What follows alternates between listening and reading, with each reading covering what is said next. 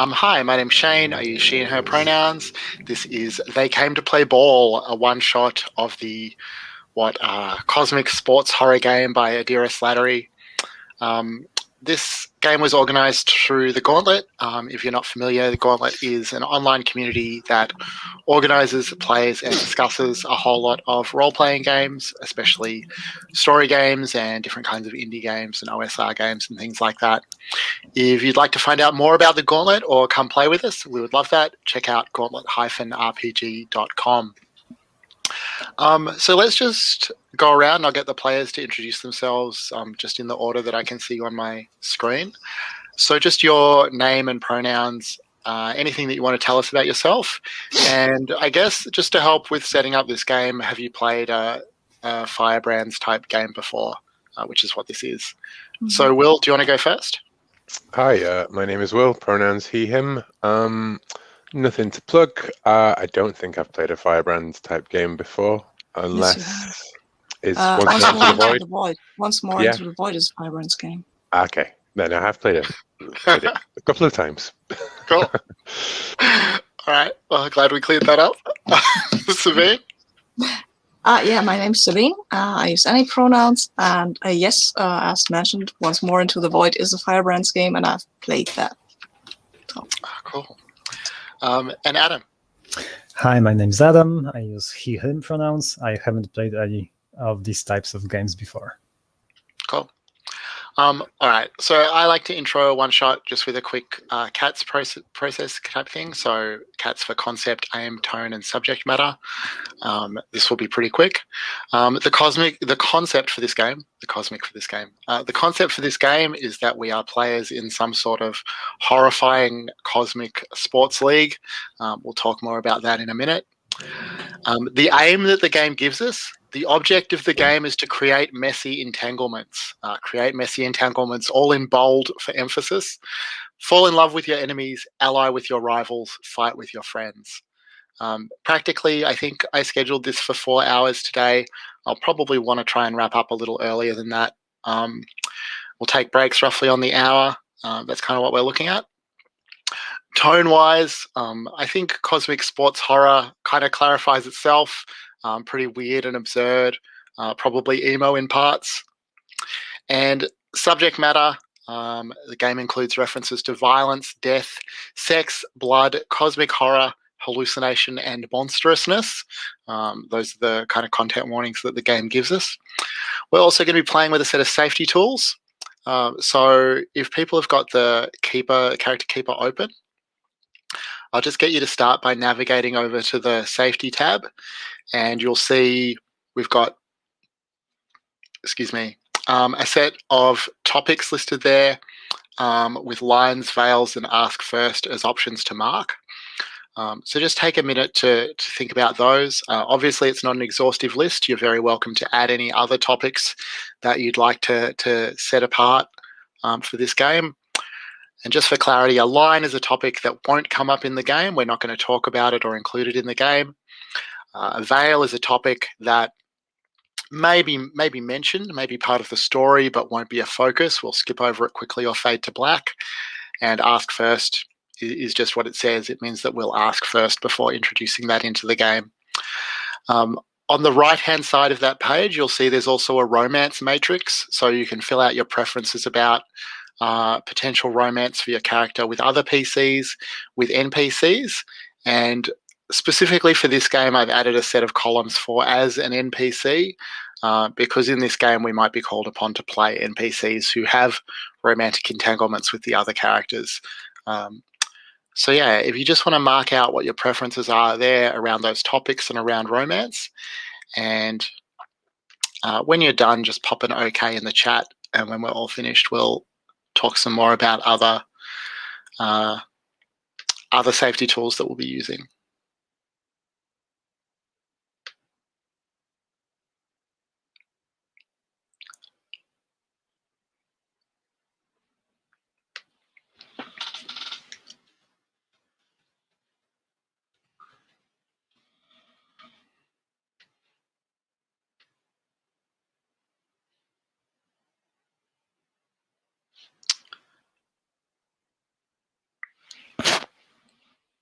All right, cool. So it looks like I'm also done. So it looks like we're all happy with that list. That looks good to me as well. We're also going to be using the X card. So if anything does come up during the game that just isn't fun for you, is uncomfortable in any way, you're very welcome to just say the word X, type an X in the chat, make a visual X in any way, and we'll remove that content. We'll be perfectly happy to do that. We also have the open door. So if you need to either step away or just stop playing for any reason, you're totally welcome to do that. Obviously, it will be welcome if you can let us know that you're doing that, but there's no need for you to do that. You're welcome to just leave if that's what you need. And we'll also be playing under the Gauntlet Community Code of Conduct. Is there anything that anyone wanted to add or ask about any of that sort of introductory stuff? Cool. So before we actually get started playing the game, I wanted to just, as a group, read out some of the game text. So starting on page 1, if it's all right, we'll just go around and take turns to read out these paragraphs. If anyone's not comfortable reading aloud, feel free to just pass to the next person. But I will go first. Humanity ventured into space, finding it was alone in the universe. Until they came from behind physics, and they came to play ball. Now, teams of athletes touched by the eldritch energies of the void beyond meet on the pitch, to the screams of the roaring fans, to play the greatest game of all, Anti-Ball. Will, do you want to pick up the next paragraph? Your teams have gathered at Athabassa Station for the commencement of the Tournament of Bells, an event held only during the alignment of the Chord Nebulae. Untold prestige will come to the winning team as all eyes of the galaxy upon you, and they are watching too. Sabine? Somewhere needs to house all the rambunctious and fired up players, though. Enter Riot City. Every alignment. This ramshackle area of tents, stalls, beach spaceships, and prefab mansions is built over the ruins of the previous Riot City, filled with athletes and even a few fans, all crammed together. It's a den of sanctioned sin and transgression. And touched with the void, even more strangeness can occur there. But that's just the life of an anti-ball player. And Adam? You are one such foolhardy aspirant to the tournament title. You live complicated lives, face off in front of a screaming crowd, fall in love, get into trouble, deal with fame, and even sometimes die on the pitch. Welcome to Athabassa Station. Cool. So if we can just skip ahead now to page 5, which also just covers some stuff about how the game proceeds. I'm going to start out reading the first paragraph there, and then we'll go around again. Your duties. Play smiling, play wild, play free, and always let the other players make their own decisions for themselves. Keep in mind that while your characters might be in a competition, you, the players, are not. You are working to create something together. Will?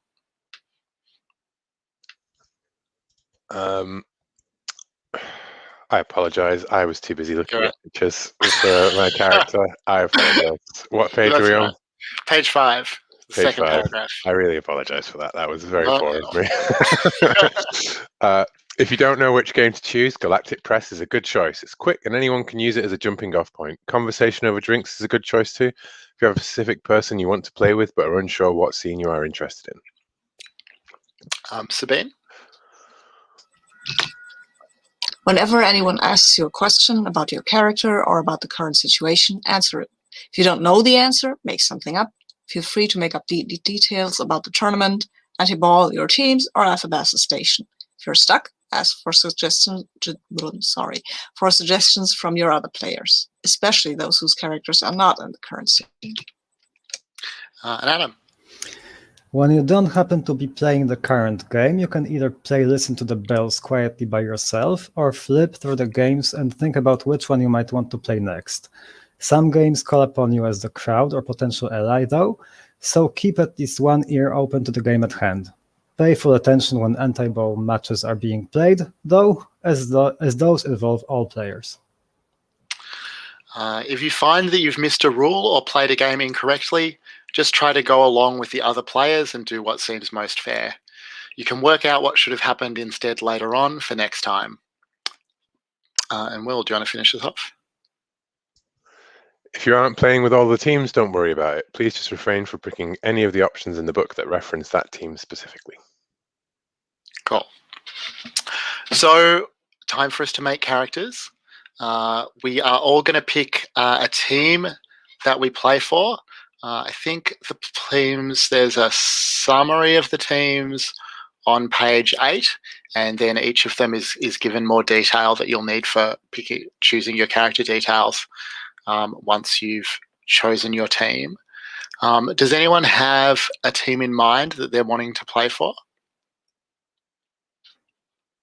Let me look through that, please, before Sure. I say something. I have not yet.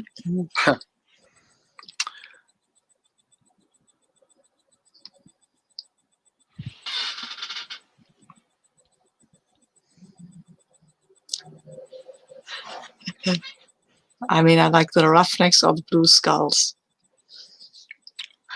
Cool. Do you want to just pick one?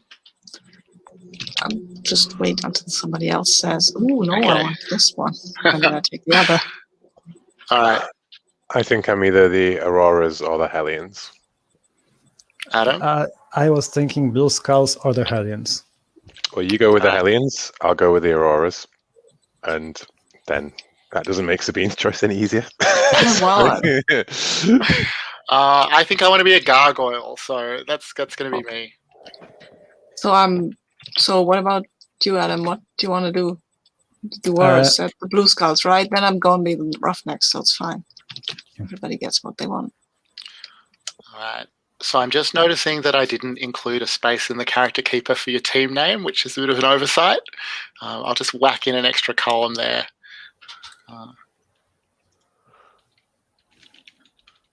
But other than that, so after page 8 with the summaries, then there's a dedicated page for each team, and if you just scroll to that one, you should find all the details that you need to finish out your character.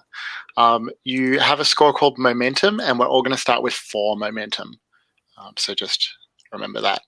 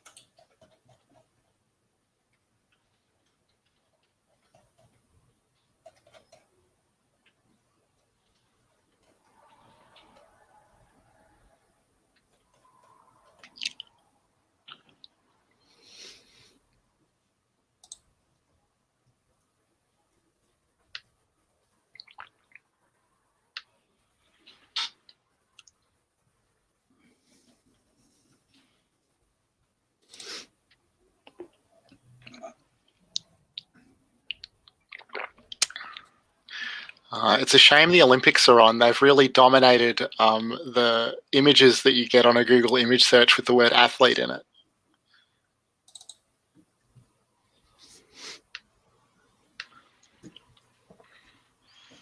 I was trying to find like a Jack Kirby type basketball team or something, like all the New Gods and Eternal style. That seemed like it would be great, but sadly all I can find is lots of pictures of Darkseid.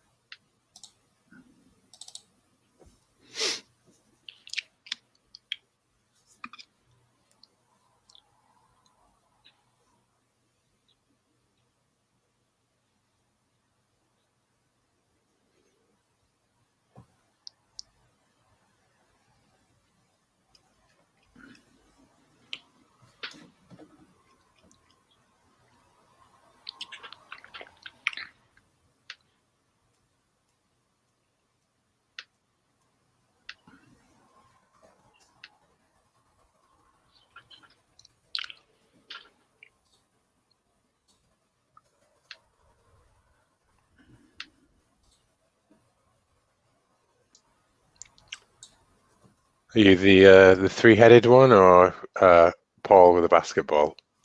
Shane? I think that's just the creature that I ride onto the field. Nice. The three-headed one, right? Like the beast of burden. Yeah, I think that's the vibe. I like it.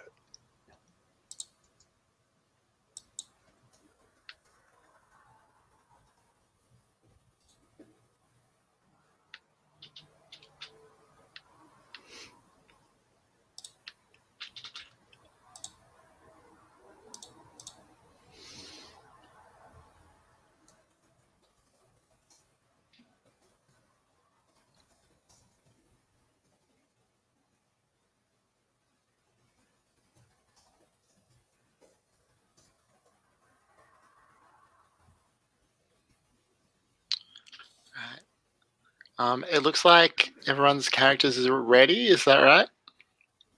Almost. Oh. Almost.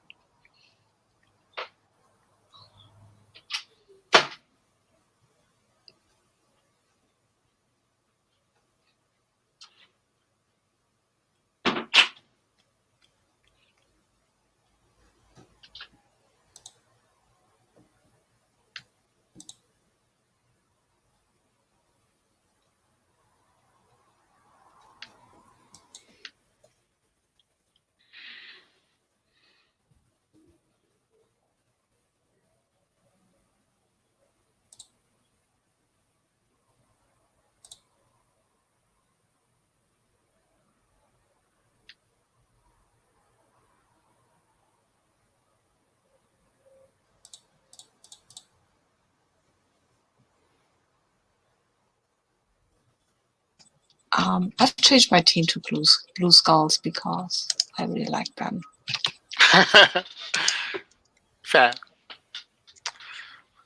Did you find that image and then decide to choose? Oh. No, I saw that Adam had taken the Hellions, and I thought, okay, then the blue skulls are free, and I can do that. Yay! Hmm.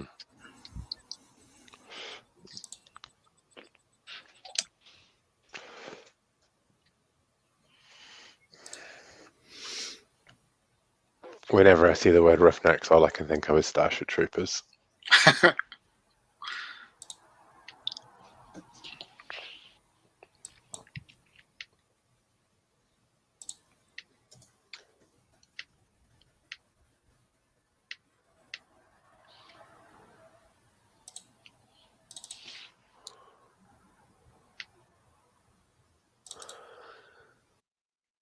Well, I like that the game encourages you to choose a name that will be easy to remember and suggests using your real name, and you've gone in the most opposite direction possible from that. Yeah, Aurora Borealis. Amazing.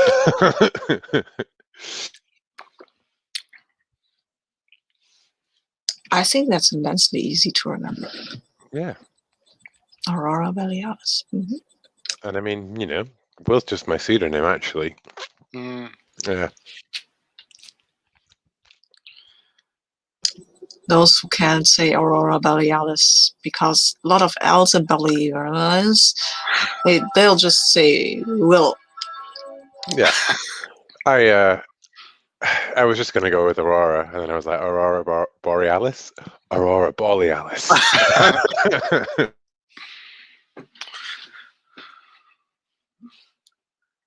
Right. How are we going? I'm good, I think. As long as it's not incredibly obnoxious for me to have the delta symbol as my number. I think that's fine. No, And it's I notice that you have -8, Shane. It's totally great. Yeah. I feel that 5 is a perfect number for somebody who's so aware of death. Because 5 is the perfect number. Okay. Well, I guess we should introduce our characters.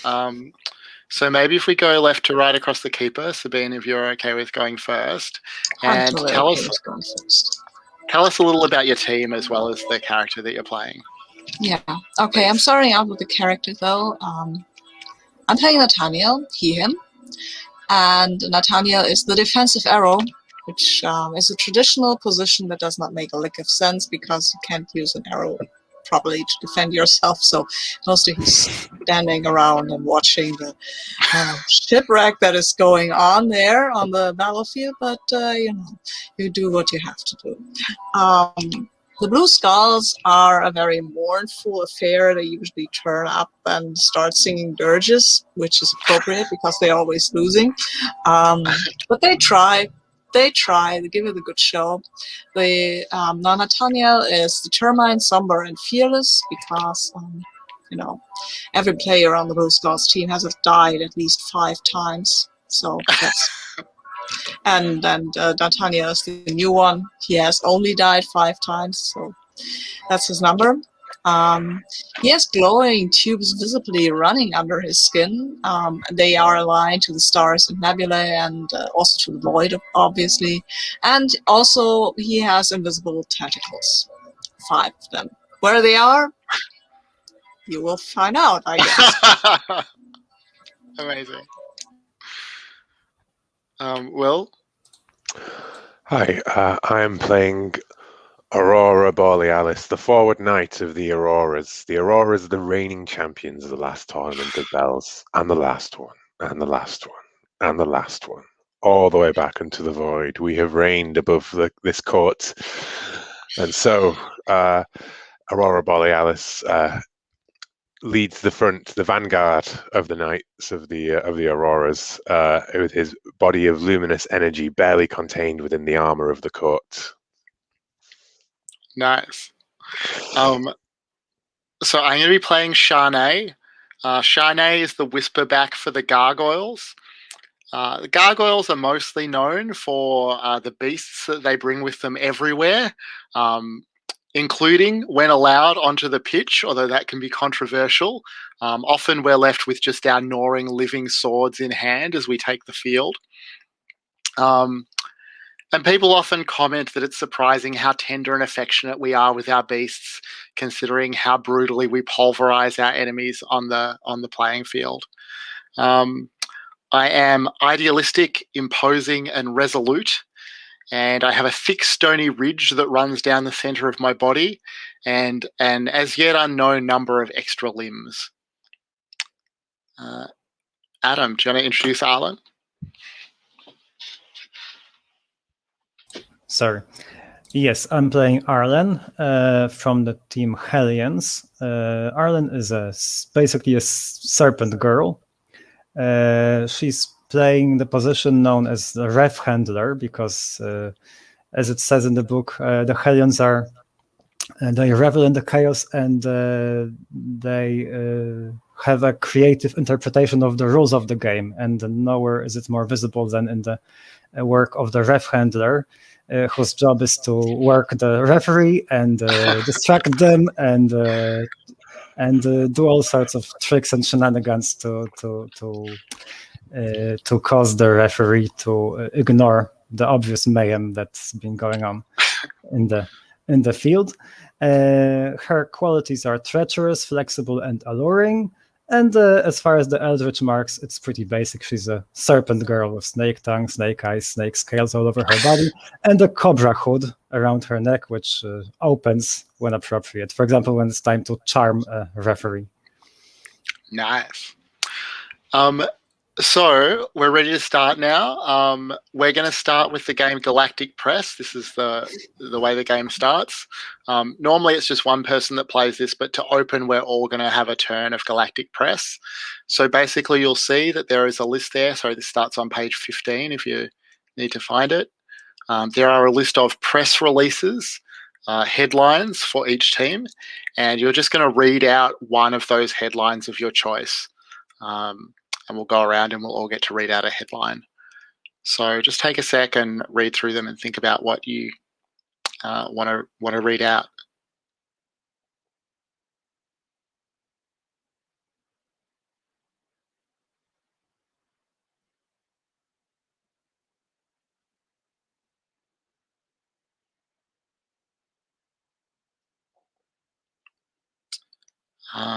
And for this, maybe we'll just go left to right again. So, Sabine, do you want to go first? Yes, I will.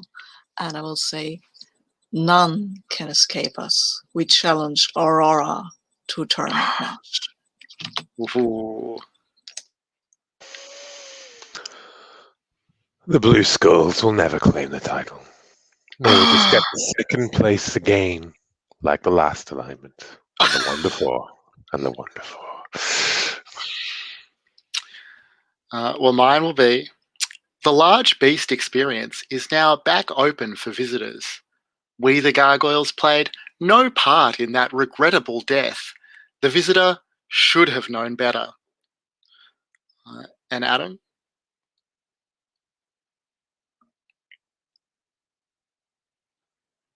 Sorry. Let's say, yeah, the Devil Dancers, the Hellions' own cheer squad, is performing at midnight on the main pitch. Cool. So now, I think people know basically how this works. We're all going to take a turn to pick a game from the choices. The rules suggest that the person who goes first is whoever most recently accomplished something meaningful in a sports event.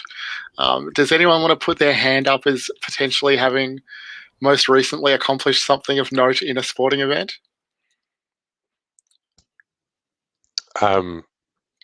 Sure. Yeah. What did I do? Breaking your my collarbone? Yeah. Yeah. That's meaningful. Yeah. I don't know, when did I last play sports? I think I last played sports in like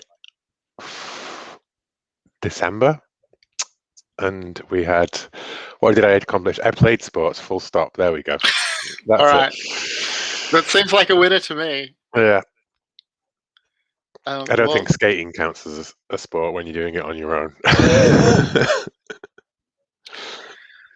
all right, so you can choose any one of those games that you want to play except for closing ceremony. So basically the way it'll work is that we'll just go around. So we'll go left to right across the keeper, starting with Will.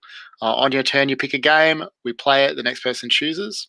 You can't choose closing ceremony until everyone's had a turn choosing a game. And then when someone chooses closing ceremony after that, that will be the end.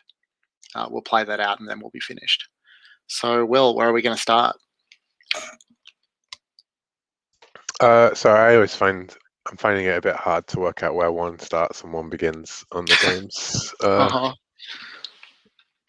So I can choose from any of them up until the closing ceremony. Yeah, any of them except for closing ceremony. Okay. If it helps, there's a list of contents, like a table of contents on page 4. That does help. Because I'm finding it hard to work out where one ends and one begins, like as I go through. I mean, I think it's maybe time for a one-on-one with the Blue Skulls with Nathaniel. Nice. So one-on-one. How we come to be standing alone on the pitch. I'm muted and I'm still looking for the game, so give me a moment. Page 25. Yeah, I've got it. I think there's 24. There's 25. No, that's wrong. Okay, different count. There it is. Yes. Okay. What grudge are you settling? What are you trying to prove? Come on. Decide together how can. Oh, we're alone. I mean, everybody else. Either we chose to do a introductory round because of the challenge, because it was probably Nathaniel who uttered that challenge, and they said, okay, you can do this alone, Nathaniel, have fun. Don't die too bad. Don't die more than twice. And then when they only sent out one, maybe the Aurora said, okay, that's you have the attractive quality of being fair, so maybe you said, I'm going out alone. Yeah, I like that. You were sent out to die alone, right? Yeah. Like, and the Aurora's sent out Borealis to face you alone, because the lights will always burn out the dark. What grudge are we settling? Well, the obvious one, we have been ripping at each other for a while now, and also, have you ever heard of black hole? Yeah, right. I eat them for breakfast. So does that mean there's like is the stadium full, or are you a? Yes, the stadium is full. Yeah. Yeah. I mean, this is the start of the whole this is the start of the whole tournament, right? So of the whole anti-ball tournament. So yay, stadium's full, just to see where this is going. So we take 2 momentum from stash, right? So we add 2 more momentum to our pool, and then we ask each other, how do you look at me? And well, should we do it one question at a time? I suppose is easier. So how does Nathaniel look at Borealis? Well, obviously he is standing somber, large sword, wavy sword thingy out. It looks like it's still waving, like the waves are still running through it, and stares at you somberly. But within his chest, his heart is beating at him at a higher pace, because there's a reason why he is constantly ribbing at Aurora. And it has nothing to do with sports. Yes. Borealis is looking with the intense, like the faceplate of the armor is lifted up, and a pure blinding white light is burning through, and it is with the intensity of a dying star, of an ascendant nova. And the mood is confident, one would say. So that's my mood. It's confident. Sorry, I rolled both into one then. So unconsciously. It's fine. My mood outwardly is somber and collected. Inwardly, it's excited. Oh yes, inwardly there's an excitement, a clash. Yes. The aurora, the sun will always rise, but it is in the dawning. In dawn, we always find beauty.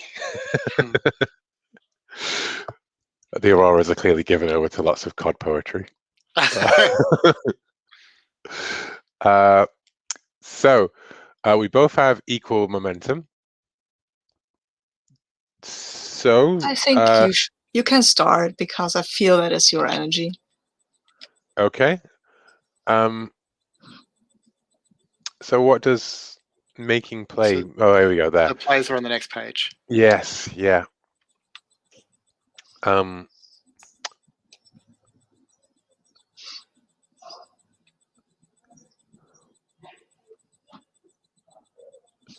I drive down the pitch, ball in hand. I spend one momentum to keep up or get pushed aside.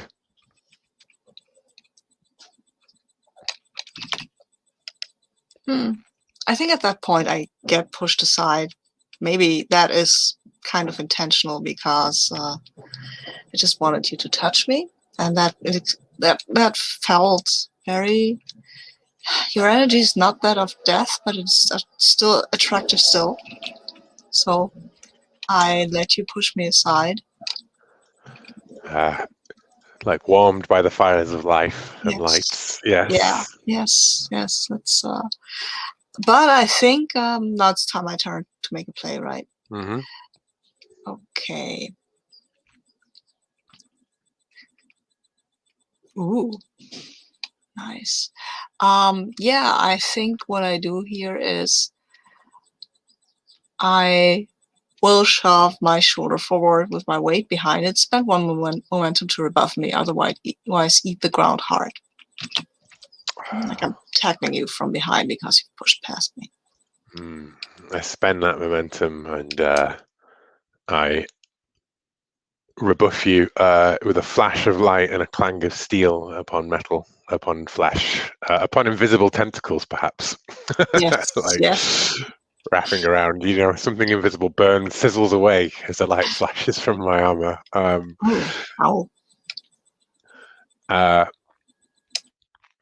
But this does send the ball out into the open after the clash. Spend one momentum to seize it, otherwise give it up to me. I will spend one momentum. I will seize the ball now.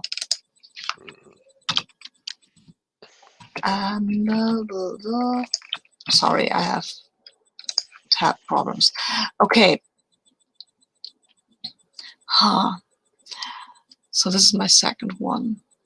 Yes, I think I pretend to falter and bobble the ball. Spend one momentum to hold steady, otherwise fall loose.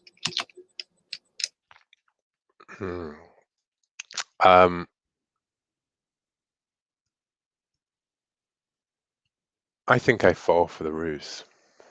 And you make it past me. And then in a lightning flash, I have my blade's wicked tip under your chin as you go past. Spend one momentum to stare defiant, otherwise submit to the forward knight. I wonder what submitting in this context means, but I think, yeah, you know what? I think I will.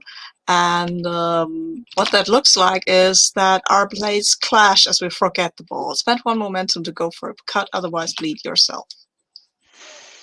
I'm going to bleed myself, even, as the tentacles writhe through and let out light peering from the cracks in the armor. And that was 3 for each of us, right? 3 plays? 3 plays, yes. Well, after the third play, now we can say the buzzer, and I was almost tempted to say the buzzer rings out as we stand back in that moment. I think that's very appropriate. And the buzzer rings out, and we whirl around each other in an almost dance. What do you say? I say, well, the darkness is always drawn towards the light, but the light can only shine in darkness. Well played, Skull. Well played. And I bow to you. And one of my tentacles kind of accidentally, maybe, touches your armor while I go back to my team. Visible only by the luminous eldritch light that that pierced through it, right? Cool. Okay, I think that was how we did that, right? That was, yeah. That was cool. So it's going to be my turn to pick a game. I'm going to pick Blowing Off Steam. That's starts on page 19.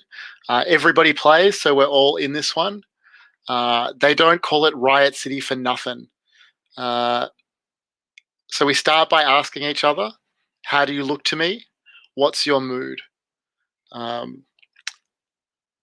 yeah, maybe we'll just go around and everyone can say how we look to each other as the riot gets going. Will? As in, how do I look to you is like, how do I look at you, or like, how do I look in your eyes? The first time I saw it, I thought it meant like, how are you looking at me? But now I read it as like, they're the same question. How do you look to me? What's your mood? Like, what do I see when I look at you? But I'm happy for you to interpret it any way that you'd like. Yeah. Well, I think I'll go with that one because I think that's easier than to frame my. I think that Aurora Borealis looks like a blazing fire that needs to be, that is starting to die down and needs to be stoked back up once more. Embers burning within, and guttering low, spent, but needing reinvigoration and like fuel. Excellent. Arlen, how do you look to me? I think Arlen's a little bored looking, maybe. Like she's destroying some property, but her heart's really not in it. It's like she's performing it because it's what's expected of the players to be here and wreak havoc on this part of town. But it's like she would rather be somewhere else. Yeah. And Nathaniel.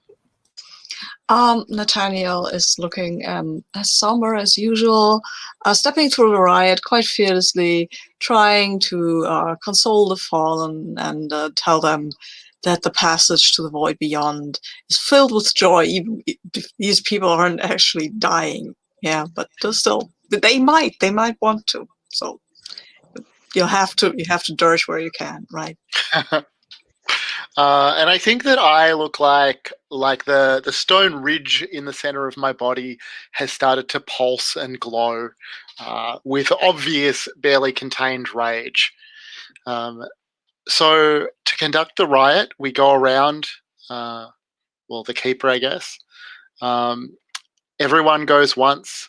I go first. On your turn, choose another player and a circumstance. Read it out loud and elaborate freely together. All right. So, Arlen, I want to start with you. Somebody tries to start a brawl by punching you in the face. Do you respond in kind? Punching me in the face? Yeah. Okay. I don't respond. I'm too swift and too flexible to be punched in the face by some rando in the street. I make an effortless dodge and allow the person to rush past me so that the momentum carries them, and they crash into a stall with some food, and there's other things falling on top of them, and I don't even glance behind. at them. I just move on to find some other piece of property to destroy instead.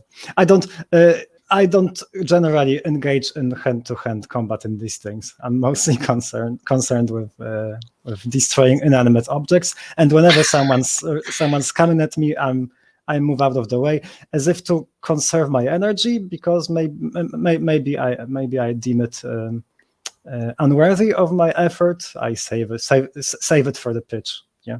Mm-hmm. Well, I think that Shanae is looking for an excuse to be angry about something, and is just infuriated by this whole situation. Like, furious that this civilian would dare try and lay a hand on an anti-ball player, but also furious that you have allowed this civilian to live after he tried that. So I set my beast, my 3-headed mount, on this guy, and it devours him hungrily and excruciatingly, painfully. And then I just glare at your back as you walk away. Can I react now, or Sure. we leave it at that? Well, this caught my attention because maybe we haven't had a chance. So I personally haven't had a chance to play with the gargoyles much in the past, so I'm not as used to the beasts as some other more experienced players. So this catches my attention, and yeah, I'm stopping in my tracks and looking quite fascinated at the person being devoured by the beast. You can see that I'm interested in the sight. Yeah. Well, I like that. I appreciate it. Still furious. Still going to kill you, but maybe I don't know. Maybe in a more tender way. Maybe there's something. Maybe there's something. So, do you want to choose the next circumstance? I go next. Okay.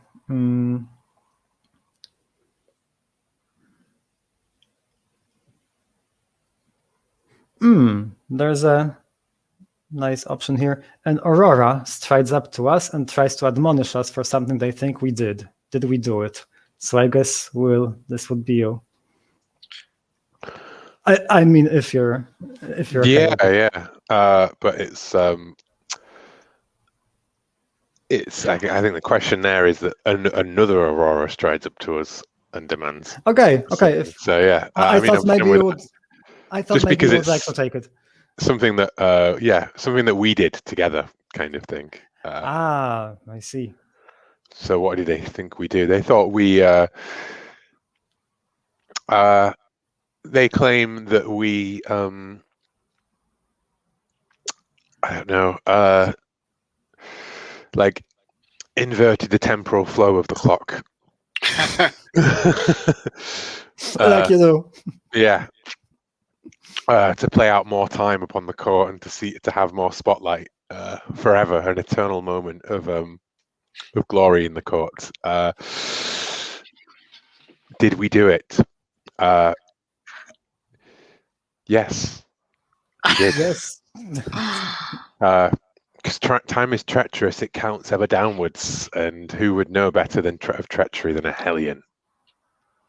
That's right. We were simply setting things right for an eternity of glorious ball.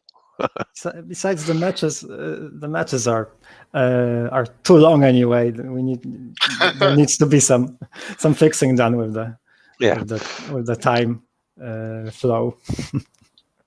That's good. I think I'm just stroking my chin and happily taking in the tensions between the Auroras.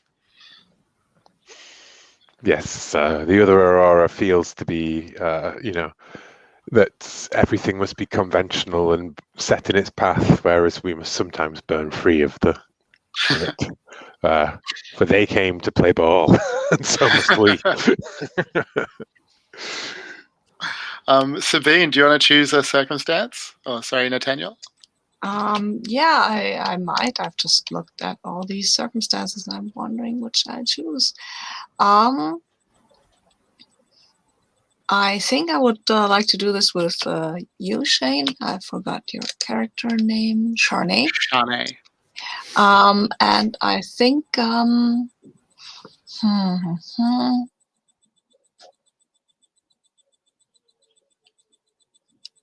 I like the dirge circle. Some blue skulls have started an impromptu to Dirge Circle, a makeshift concert? Do we stay to watch or maybe even join in because I'm not yet part of it? And I feel, but I feel though that your beast might want to join in because Yeah.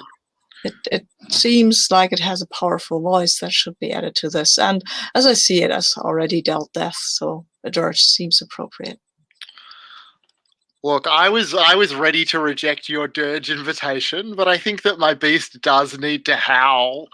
I don't know if all of the blue skulls will survive the mighty onslaught of its voice, but let's see. I think that maybe they do not, but death is only transitory to Blue Skull anyway. Nice. Cool. Aurora Borealis, do you want to pick the last circumstance? Sure.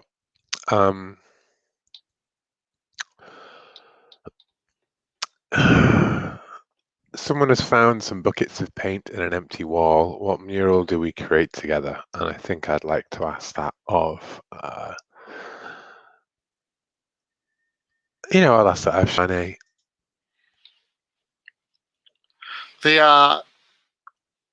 I don't know. I'm baffled by the idea of us creating a mural together.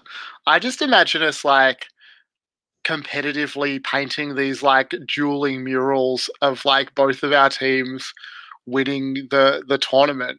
That, the combination of these attempts to create the mural just produces this bizarre Escher-ish like rendering of the court that makes no sense. I'm imagining yours is like full of beasts and like animals and like that kind of like symbology and things, and mine is these very like chiaroscuro kind of things where it's all just like simple lines of like white against darkness and paint and things that just contrast between the two. Yeah, like Hieronymus Bosch versus some sort of brutalism. Yeah. I like it. All right, so the riot ends. I choose because it's come around the whole circle. After the riot, everyone loses one momentum. That sucks.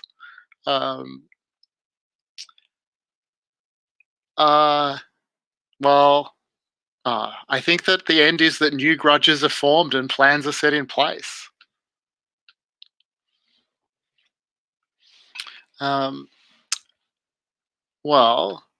Look, we've been here for about an hour, so maybe it's time to take a first break. Are people happy if we just take 5 minutes? Okay, I'll see you soon.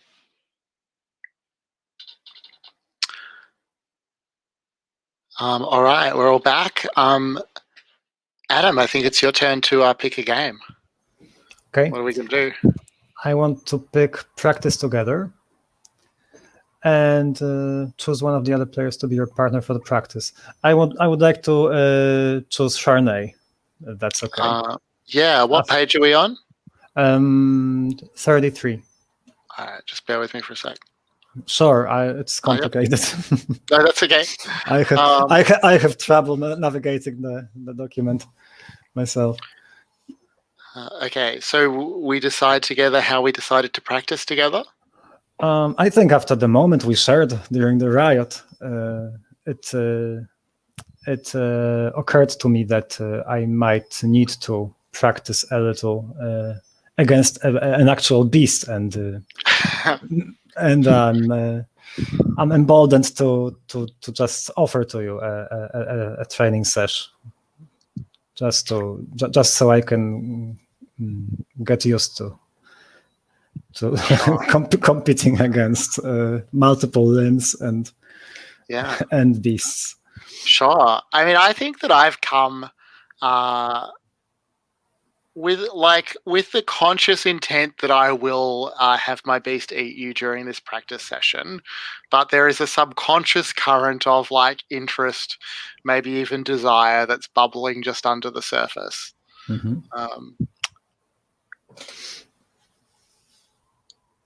So how do you look to me? What's your mood? Focused. Maybe surprisingly so, because you've heard about the Hellions. That we have the reputation of being those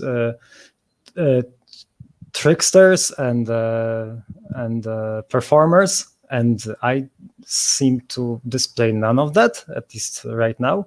It's surprisingly serious for a Hellion, maybe. Let's put it that way. Interesting. I think that the way I look to you is like there's this kind of appraising look, like thoughtful, trying to assess something. But there's this big stone ridge down the middle of my body. And on this side, you see the like cold appraisal, the calculating athletic assessment, the possible murderousness.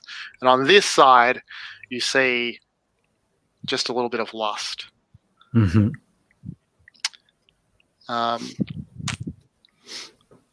Cool. So now, is it just the two of us practicing, or are any of the others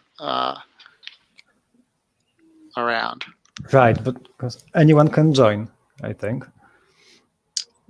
Yeah, I feel that practice makes perfect, and we are one step shy of perfection. Who needs to practice? Classic means.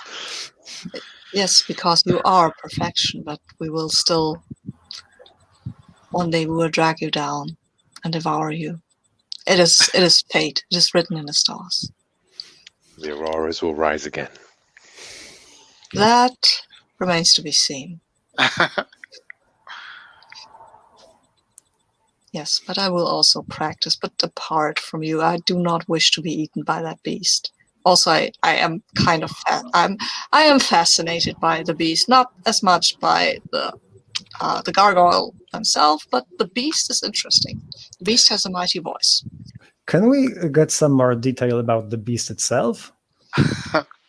Yeah, sure.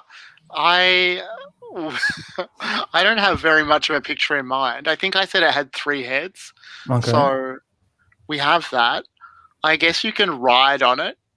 I think maybe it looks a bit like this kind of H.R. Geiger-ish, like alien, the movie Alien type alien, but covered in a thick, shaggy blue fur with 3 heads. So do you ride it, or do you order it around from afar? What's your tactic? I am so offended at the question ordered around. Will you look at this magnificent beast? The question was in character, totally. Yeah. The outrage is in character as well.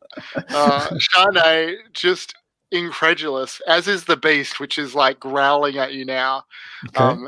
And I'm just kind of like calming it down, like she just doesn't know it. She's a Hellion, what can you? Yeah. No, I did not order her around. Oh, it's a she then. What's her name? What's her name? Oh, I don't know. What's a good name for a 3-headed blue-furred alien beast? Betty. Betty. Betty. Okay. Betty is perfect. Betty. How appropriate. Okay, right. so Shall we practice then? Mm-hmm. And now we ask each other questions from the list, right? Who starts? I think you start, or you can choose because it's your game. Okay.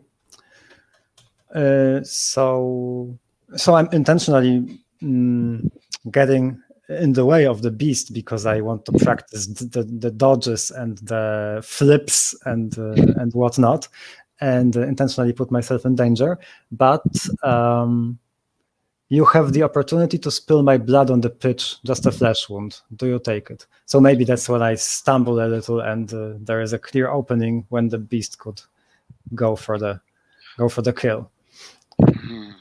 So yeah, see, I'm torn because on the one hand, I do want Betty to have a go, but just a flesh wound. I mean, it hardly seems worth it. So I think that I let you see me restrain Betty. Like she could have bitten you and she didn't. I make sure that you know that I stopped her, and I hope that will sort of soften you up for the next time. Okay. So who's going to go next, Nathaniel or me? Do I get to choose one? So it says if other players have joined, you each get to ask 2 questions total, Oh. choosing Nice. which partner you direct your question to. If Nathaniel is on the field with us, Yes. they Okay, can, then I can get involved. just. Okay, and then somebody else choose first because I have to find the game. I didn't know that I could ask questions here. All right, let me just have a quick look.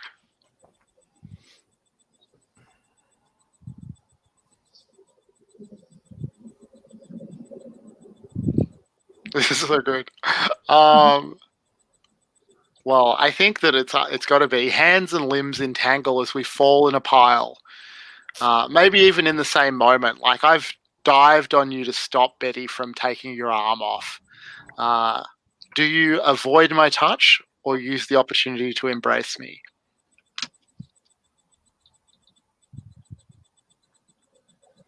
I use the opportunity to embrace you because you have fallen on the side which displayed lust before. So I'm taken by the moment and momentarily lose my cool. Yeah, nice. yeah, and I start to read into the situation more than maybe there is, or maybe not. Maybe not. And around the arena, the like the press photographers are like, and because this is a weird spacey one, I'm imagining a whole array of like old timey kind of like photos, like mixed with sci-fi. Hold it like this. Hold it like this. Yeah. Can I have a follow-up question? How does Betty react to the moment? Oh, good question. I mean, I often play with Betty's dinner, so she's pretty relaxed about the whole situation, I think. Okay. I have a question. Nathaniel.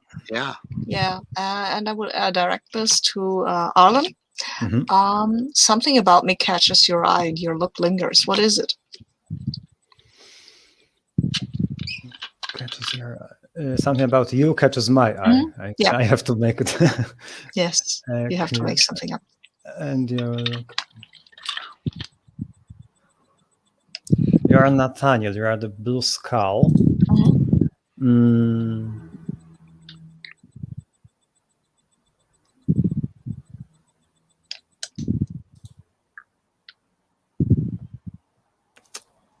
Can we say that I can somehow see your invisible tentacles for whatever reason? Sure. Or does it go too far for you? No, that's fine. Watch my beautiful tentacles. It's nice that somebody can see them. Yes, and I'm really fascinated by this. I'm learning so much about various creatures today. Not a creature.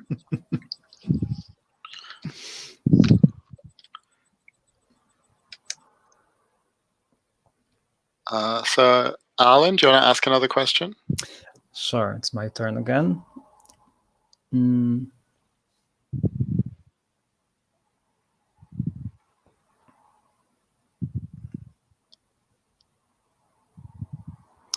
Okay, I take a long swig from my water bottle and offer it to you. Do you take a drink? And I'm asking Charnay again. After the big pile up that we had before, we take a break, and I'm drinking some water, casually passing it off to you like you were my teammate, almost. I think that I sniff the water suspiciously. I've heard about the strange, possibly fatal substances that the Hellions like to consume.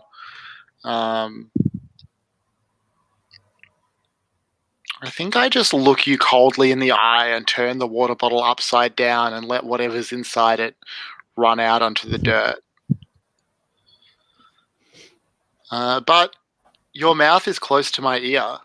What do you say?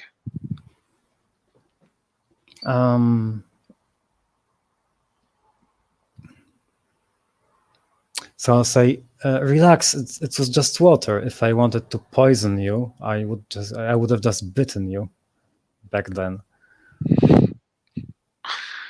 And I say that's, with a slight smile. and that's when all three of Betty's heads dive on you. Nathaniel, do you want to ask the last question? I mean, sure, I would direct that towards you, Charnay. And you see that I stand panting in the corner. Do you come over to encourage me or to scold me? I don't think it's either. I think that I just sort of, like, as I leave the field, I just like barely glance in your direction and let out a small scoffing laugh as I pass you by. And what does Betty do? Betty just identically walks off the field, barely turns her three heads towards you, and each of them lets out the same small scoffing laugh. You'll see. You all see. So we everyone who was in practice gets 2 momentum. And then, Sabine, it's your turn to pick a game. Yeah, I think it's time to play ball, right? Let's do a tournament thingy. Where is it? It starts on page 27. play ball 27. Yeah, and it's a tournament match. And Ooh. yeah, and I would you scoffed at me. Come on. Oh, all right. I have Is to this an choose. official tournament match, or is this off the books? This is not off the books. This is an official tournament match. Right. So we each gain 2 momentum. Mm-hmm. I get 1 more because I'm Blue Skull. Ah, that sucks. Yeah, I know, doesn't it? We've done this for a while, and we've come in second place more often than not. Which, okay, it doesn't mean that we're like the Auroras, but we're not that bad. I mean, we are bad, but we're intentionally bad. But first, you have come more north than often. What? You've come you've won more north than often. That's true. All right. How do you look at me? What's your mood? Oh, my mood is I look at you, I'm angry at you. I'm not afraid at all of you or your funny little beasts. They all die as well as everybody else does. So yeah, I'm fearless. Fearless, I think, describes it best. I think that you can tell that I am a little nervous. This will be the first match of the tournament. It's been a long, cycle since the last time the Gargoyles played on this level. And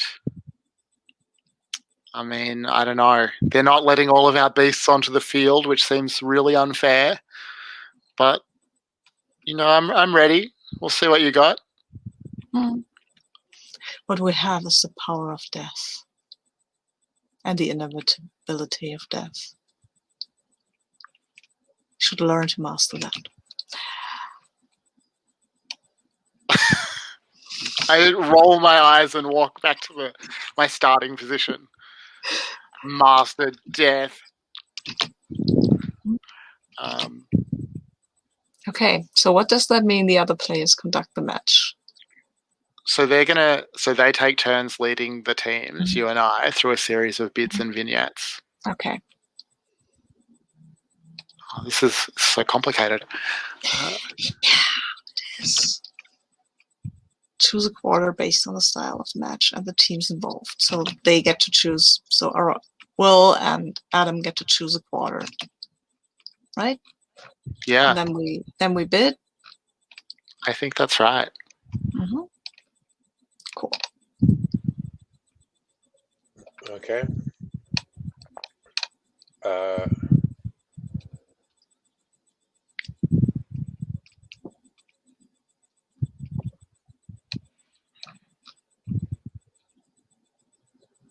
So we choose from tournament or any match quarters, right? Yeah. So Yeah. I think this is off to a incredible start. You know, this is the opposite of the average World Cup game. Goals are slammed back and forth in quick succession. The winner of this bid keeps one of the momentum. Nice. So now we both have to bid like sort of secretly. Yeah. Okay. Decide how many momentum we're going to bid. Okay. And how many of these quarters do we do? Or 4, right? Well, I don't know. But yeah. It's 4 unless one of us throws in the towel early or one of Okay. us runs out of momentum. Okay. Okay. So 4. Nice. Okay. Is Oh there my a God, place? you've got so much more momentum than me. I'm doomed. I don't know. Yeah, I really do. Wow. Okay. All right. I've decided how much momentum I'm going to bid. I do. I have to. All right. Should we both just say? We can put it in the chat and then hit send yeah. at the same time. Okay. So- I'm ready when you are. So I am sent. Let's do it. All right. Wow. Okay. Oh, Yeah, the you're Gargoyles drawing. slam it home against the Blue Skulls. Slam it home against the Gargoyles. A flurry of goals backwards and forwards, but the Blue Skulls, like death, will find it in the end. Give me a sec to find the thingy, and I will say there is the winner of this bit. There is the Blue Skulls goal and goal after a goal slammed into the net. Utter dominance within your grasp. The winner of this bit counts as quarter. This quarter is 2 quarters when the match ends. Do I get to choose that right now, or? Right. Sorry, what's that? That is on page 31. It's after the quarters, and I have no idea when I get to choose this one. But I think that's just. That's I'm I confused. think those are quarters that we can choose from as well. Like, so we've got any match, tournament match, Okay. under deck, or team specific bids. Right. Okay, right. I as see. well. I see. Okay, cool. Which I had completely stopped looking at that point. So, Okay. Yeah, there's a lot. Okay. So I guess it's Adam's turn to choose a quarter for you guys, right? Sure. Yeah, it's time for the second quarter now.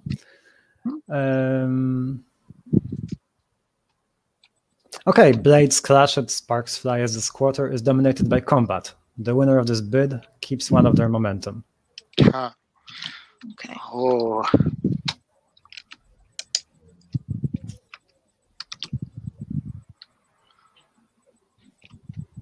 This is getting tough. You ready? Yeah, I'm ready. Let's hit enter. I think I'm ready. Okay, there I am. Okay, let's send. Let's do it. Okay, you win. Oh, yeah. Damn it. 4. It's getting close. It is. Oh, and that's a nice, nasty bite on the Blue Skulls. They weren't expecting the beasts of the Gargoyles to come and take them out. The blades have clashed, but the teeth bite harder. It's all to win here on the game. You could almost say that they have been unleashed. Oh, that's right, Jeff. What a Back game. to you, Steve. Yeah. No, I think the Gargoyles take some momentum here. Sorry, momentum's a game term. I just meant we're building some tension, we're taking some advantage.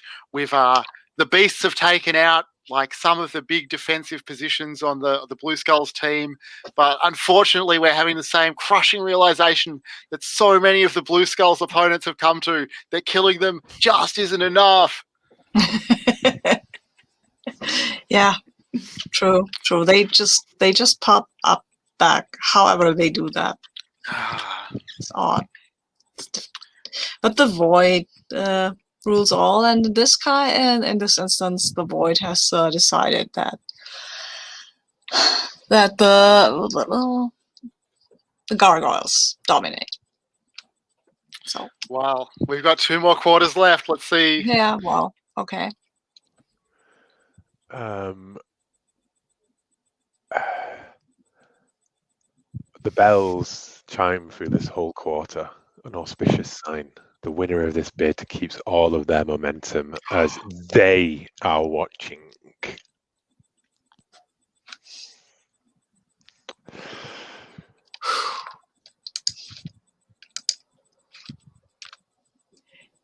Yeah, that is a decision.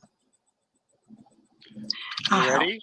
Yeah, Let's do it. let's do it. Oh, I knew that would happen. of course. But that means neither of us keeps the momentum, right? Because neither of us won. It's true. Oh, but there's no So rules for both of you losing at the same time. I think there are rules for both of us. Okay, throwing the towel, blah blah blah, bidding. You The discard tie no half one your wins bid. the quarter. Both players discard half their bid momentum rounded down. So we both discard 2. Oh, and it's a violent clash there. The bells ring and they are watching, and spurred on, the gargoyles and the blue skulls fight evenly, matched in eternity. God, that's so exciting. It means it all comes down to this final match, which almost certainly is also going to be a draw. Yeah. And the crowd all bring out those little bells that they have bought before in the concession stands, and they ring them in unison.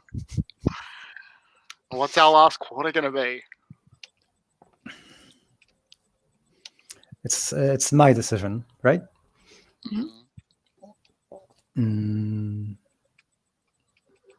It's the last quarter. So we can also choose the team-specific plays or quarters. Yeah.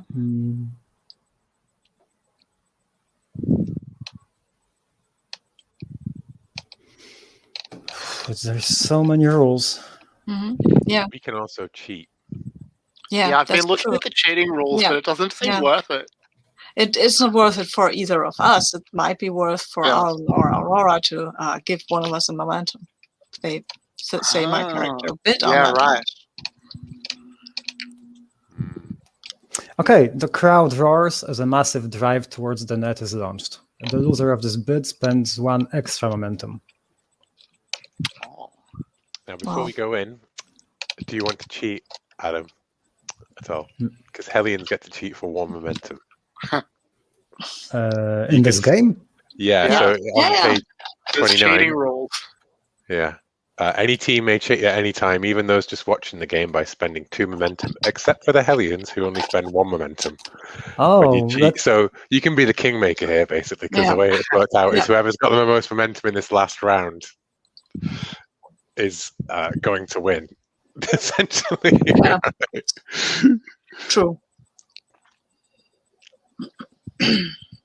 Okay. So I can give someone a momentum if I cheat. I can make but you have to spend 1 of your own. Yeah. Who has less momentum at this point? We're tied. That's the point. Oh. Okay, so let's follow up on that sparking practice session that we had, and I'll say I'll cheat to give Charney's team 1 extra momentum. Right. So I spend momentum myself. Yeah, you spend 1. Aurora Borealis, are you gonna cheat as well? No, because I took the attractive quality fair, so I've been really struggling to work out how that could work with cheating. No, I don't see the Auroras cheating a lot. Anyway, so I was totally going to do it if Adam didn't, just for pure meta reasons. But, No, thanks for pointing this out for me.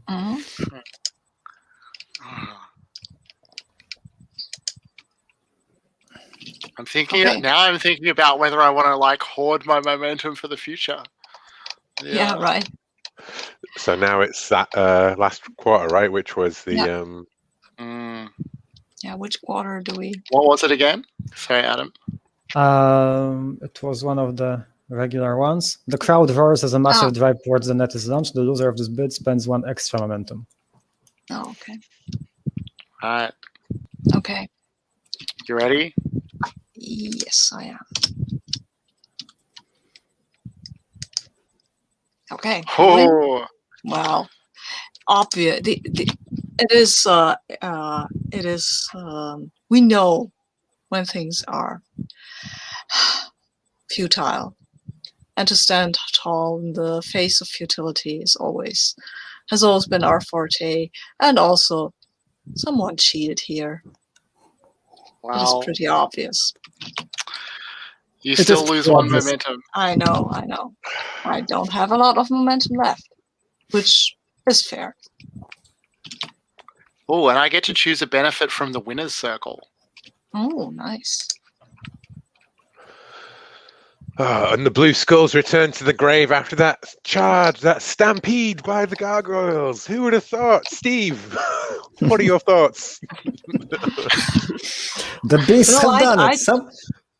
Sorry. Go on. Bill, I didn't think the gargoyles had it in them, but that rule that allowed them to keep their beasts on the battlefield, I think they should rethink that. Also, I think I saw some magic coming from the Hellion Circle over there. Come on, Tom. Oh, well, it wouldn't be the Hellions if it hadn't been magic. True. The void has spoken, so goodbye, Blue Skulls. Some say the beasts don't belong on the pitch. I say let the game evolve in its natural at its natural pace. Yeah. Nobody's ever said anything about tentacles being out of being unfair. That's just the way the game's played, right? And if you can't play, stay off the pitch. This is not your father's anti-ball. How dare you talk about my father and punches you out of the side of the commentary box in a brawl. Brawl in the commentary box. Yeah, that kind of game, right? So Well, look, winner's circle. Winner's circle. They were watching and they are pleased. Both characters involved gain another Eldritch mark that marks their time in the match, and both take 2 momentum. Oh, nice. Where did you find that? So it's in the winner's circle section at the bottom of page 29. And so my new Eldritch mark, I feel the stone ridge in the middle of my head start to ripple, and it becomes sort of heavier and denser, and then denser and denser until it becomes a neutron star and collapses under its own gravity. Ooh, so this goes for me too, right? I gain another Eldritch mark. Oh, I like this, and I think in response to your stone ridge in the middle of your body, my body will develop a ridge of shells and barnacles in the middle of their body.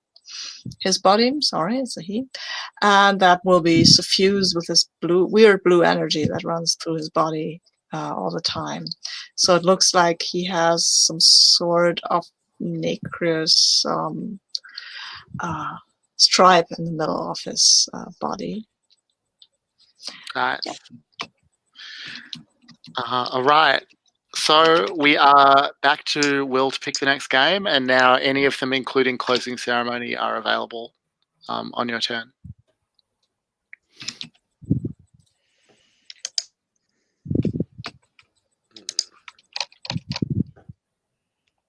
Let me just going back up to the contents.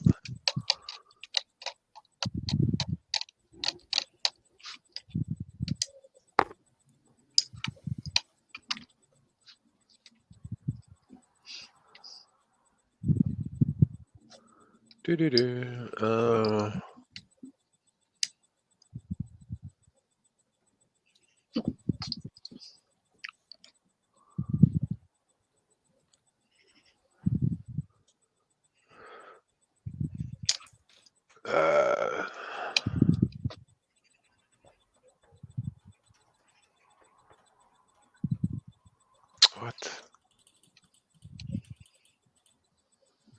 Okay.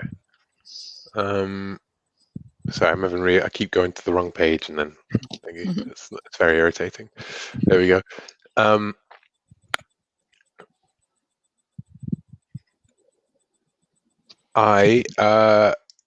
going to choose Entreat the Void, performing a ritual to gain their attention. Right. And I think I will play that with Adam. So page 23. Okay. Almost have it. Okay. And who's the void? They are. Yeah, but who embodies the void?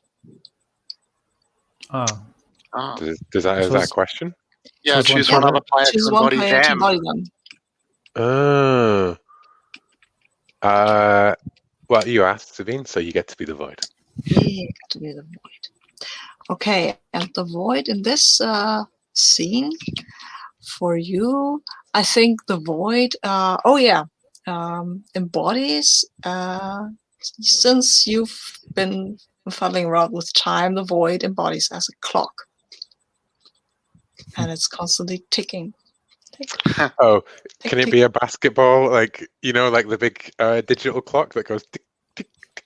Because it's the LED one. No, I think it's a No, traditional. you want to be a traditional clock that just goes. But the time it keeps. First of all, it has 5 of these things that go around and show the time. What are they called? Hands. Hands. Yeah, it has 5 hands, and also they are irritatingly out of sync, and they don't. They almost the seconds are almost the same length, but not quite. A discordant clock of 5 hands. Yeah. Yes. A 5-handed discordant clock. Yeah. Nice.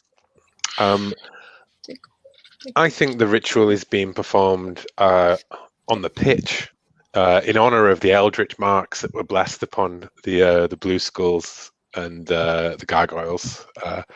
They are watching. They must be entertained, and therefore they can be entreated to witness us. And so, yeah, the Hellions and the Auroras, two teams could not be more diametrically opposed. The noble Auroras in their shining pure light, and the Hellions with their skulking subterfuge and chicanery. Well, I just think I've described how Aurora looks at you. So how does Arlen look at Aurora Borealis?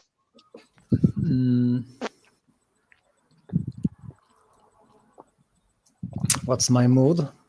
Mm-hmm. I seem a little over my head. Like I'm still a little new to this, and maybe this is my first ritual. This is my first time summoning the void, so I don't want to disappoint the teammates and the Auroras, who surprisingly aren't as noble maybe as they are reputed to be. I didn't cheat. And so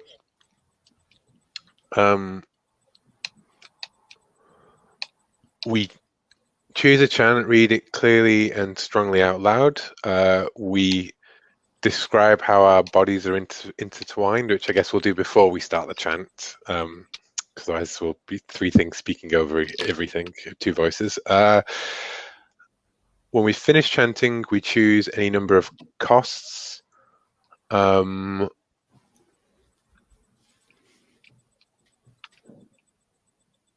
we may choose, so we choose our own costs, but we may choose to pay somebody else's costs for them instead. And then explain. Sorry, this is a hard to pass section. After we've paid any number of costs, we choose Sabine chooses a response, and then each involved in the ritual takes 3 to 6 momentum at their discretion. Okay, cool. So, I quite like the first chant. How do you feel, Adam, about that? Let me check. Yeah, first Yeah. chant is cool. And how are our bodies intertwined? Yeah. I think the light of Aurora Borealis leaves the armor of the court behind and envelops you in Okay. in aurora, forming your own aura around you, right? Like flickering out along your snake tongue, making your snake scales iridescent, Okay. flickering. And I simply take you by the hand, and you can see my cobra hood opening, as if to attune me better to the void.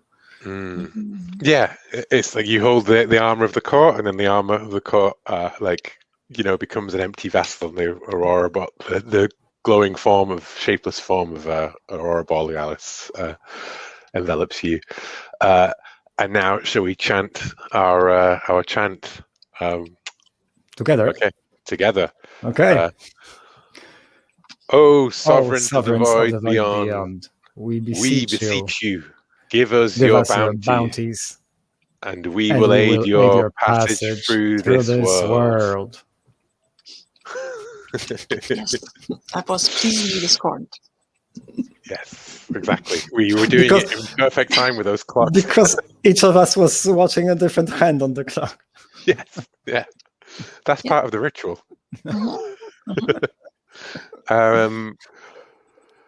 Okay, and then each player chooses any number of costs.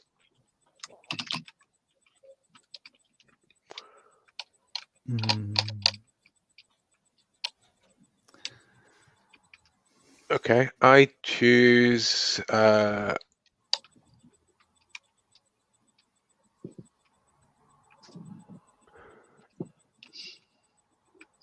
choose 2 costs.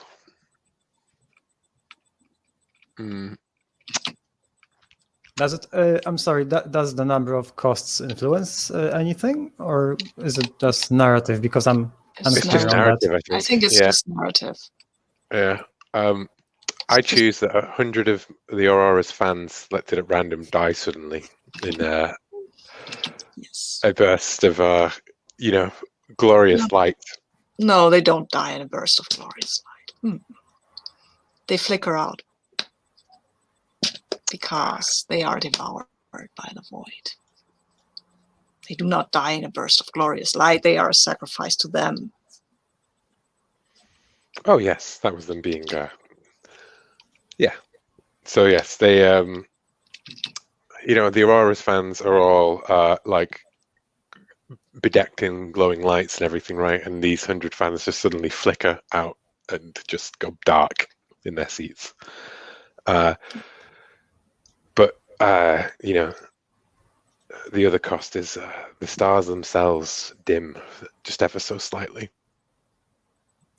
as the Aurora reaches out towards them.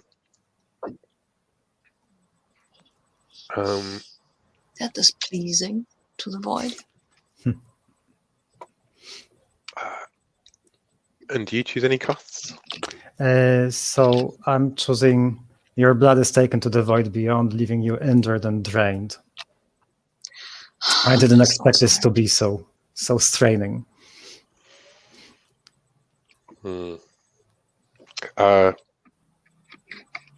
Well, Aurora Borealis is nothing but fair, and it would be unfair for a mere Hellion to pay the price of such a price of blood, with your frail mortal body. And so I will pay that cost for you. The void is more than pleased to take your blood. Tick, tick, tick, tick, tick, tick. One of the hands goes wild. And I think the way that I pay the cost for you is that, like, as that blood is being drained out of like your pores and stuff, like seeping up towards the clock, that light flickers and flares and cauterizes the thing, but then like gets drawn up into the clock instead, like channels of light going through. And as the stars are dimmed, so is Aurora Borealis. Nice. So I want to choose another cost. You will be unable to sleep for weeks or even months. I think it's both the result of the contact with the void and also with the light that has enveloped me, because it's infused me with a strange energy, never known to me before. So I think it disrupts my whole bodily rhythm, as it were. And then they get to choose the response, or I'm not sure if they already have done, about being pleased with it. Yeah, they are. So I will choose prickling sensation crawls from the floor ever slowly up until it reaches out past your head. You feel it growing ever higher, reaching for something unknown. And the prickling this sensation is kind of related to a time, like you can feel almost like the seconds get drawn back into you, the seconds you've lost playing this game. They just come back, and that now you have some odd memories of having played games you never had, but that's pretty par for the course, right? Please each of you take 5 momentum. Oh, nice. 1 for each hand. But you have to describe your Eldritch Mark. The Eldritch Mark of that. We get an Eldritch Mark? We get another Eldritch Mark. It Yes. glows. Okay. Right.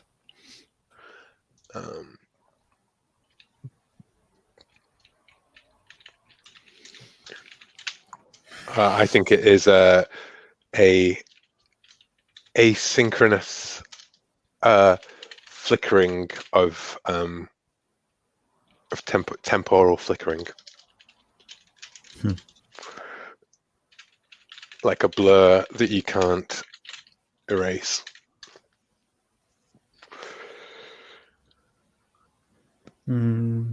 I think my my legs turn into a snake tail. Simple as that. The transformation is complete, so to say. And I leave the pitch riding on the ground instead of walking upright like I entered it.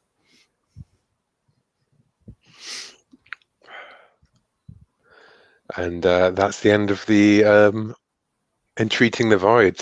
They not only came to play ball, they came they came to mutate us.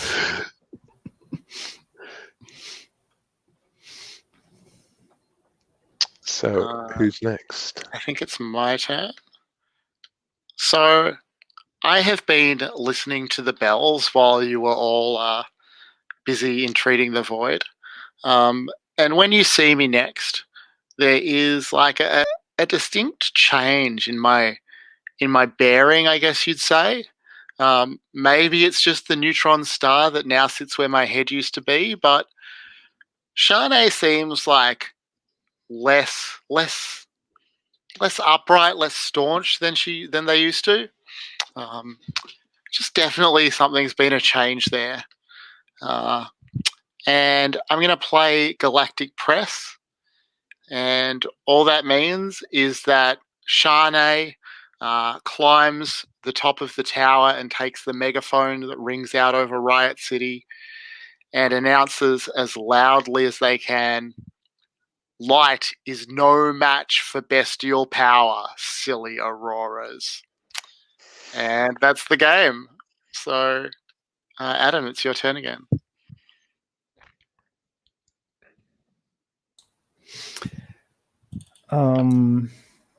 Oh my god, I just saw how much momentum Will has and really regretted my choice. I got the same amount as Adam. Well, I would have regretted that choice as well.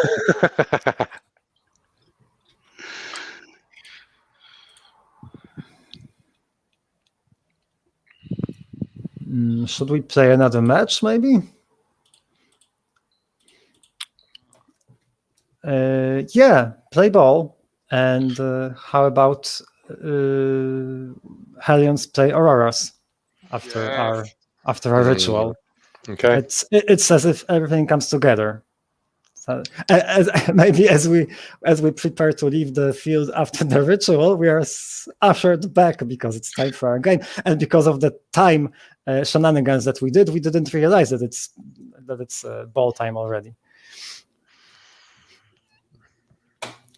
Okay.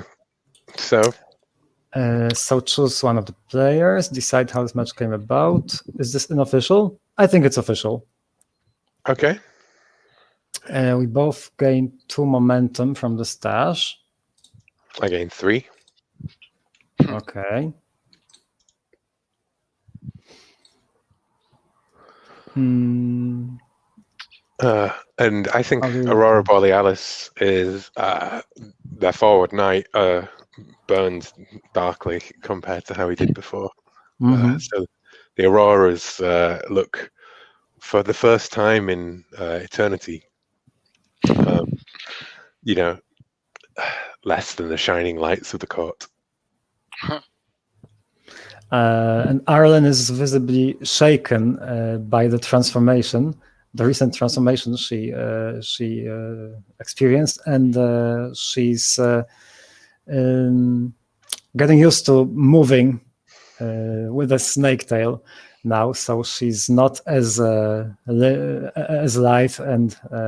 and flexible. Well, she is flexible, but she's not as nimble as she used to be as of now. Okay, so who gets to choose the first quarter? Sabine, do you want to choose the first quarter, or should I? Go ahead. I was looking at another.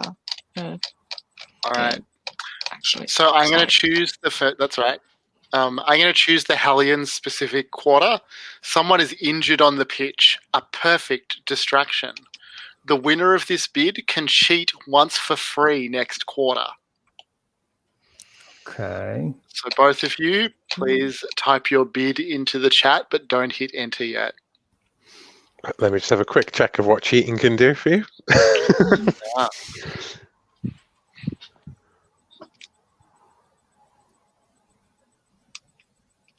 Okay. Ready? Set. Okay. You both ready? Both hit enter then. Ooh. Ooh. So what happens when you win the quarter? Complete any actions. All right. Do you want to narrate the outcome, Arlen? Who was injured during the quarter and how?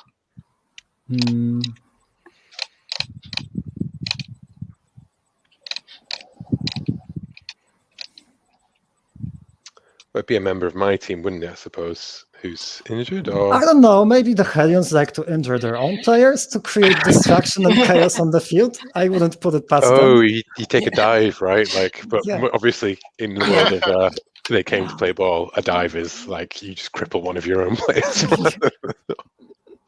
Because we know it's all about performance, and we're not above injuring our own.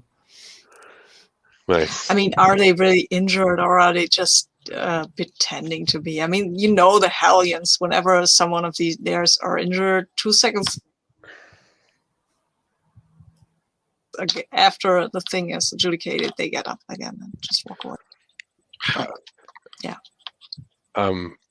I'm imagining one of them just erupts into a swarm of rats, discorporating, right? And it's like, oh no, total bodily discorporation. That's a foul. The rats scurry off and they reform behind stage. Nice. Right. So spend the momentum that you bid for that round. Mm-hmm. Okay. And Arlen, as the winner, you can cheat once for free in this round. Okay. So you, so Sabine, I guess firstly, that's right. Are you hearing okay? Yeah, I'm hearing okay, but I have these weird time distortions, which is strange. But we shouldn't have messed with the void.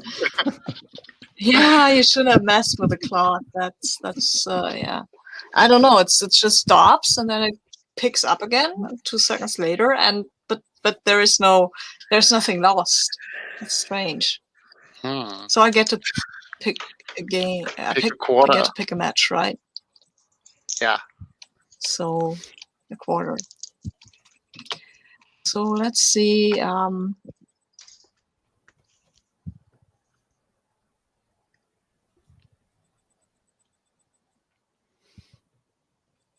It's a tournament match, right? So I say the coaches call a timeout after a particularly brutal play. Both teams take 1 momentum from the stash. So. Okay. Now, how does that factor in with the cheating thing from the last? Yeah. So. Do I have to use the cheating move now, or can I wait for another quarter? I think you do have to use it this quarter. Let me just check. Next. Yeah, you could cheat once for free in the next quarter. Next quarter, okay. So that's this one. I definitely need to use this. So I don't have to spend anything because I normally only spend 1. Yeah. One of the teams takes momentum. Make one of the teams play their bid in the open. What's new quarter to be selected? Aha. Okay, one of the teams might take a momentum. I don't want to overthink it. I just give myself extra momentum. Oh, I mean, the perfect thing is the coach calls a timeout, right? The rat body reforms, and steps back onto the pitch, kind of thing. Right. Okay. Ooh, neck and neck, really here. So you've won 1 quarter, haven't you? Actually, the first one. That's right. So, and the second one was a tie, effectively. Yeah. No, so there was no bid for the second one. You haven't bid for the second one yet. Do we bid for it? What? Yeah, of course. I don't know if wouldn't you? Wait, which quarter is it? Sure. The coaches call the a one timeout where after the coach called a timeout after a particularly brutal play, but that doesn't mean you don't get to bid. You have a timeout in that quarter, but you take more momentum for that. But, because one of the previous quarters says no one bids this quarter, so I guess you bid in everyone except this one. Okay, so let's bid.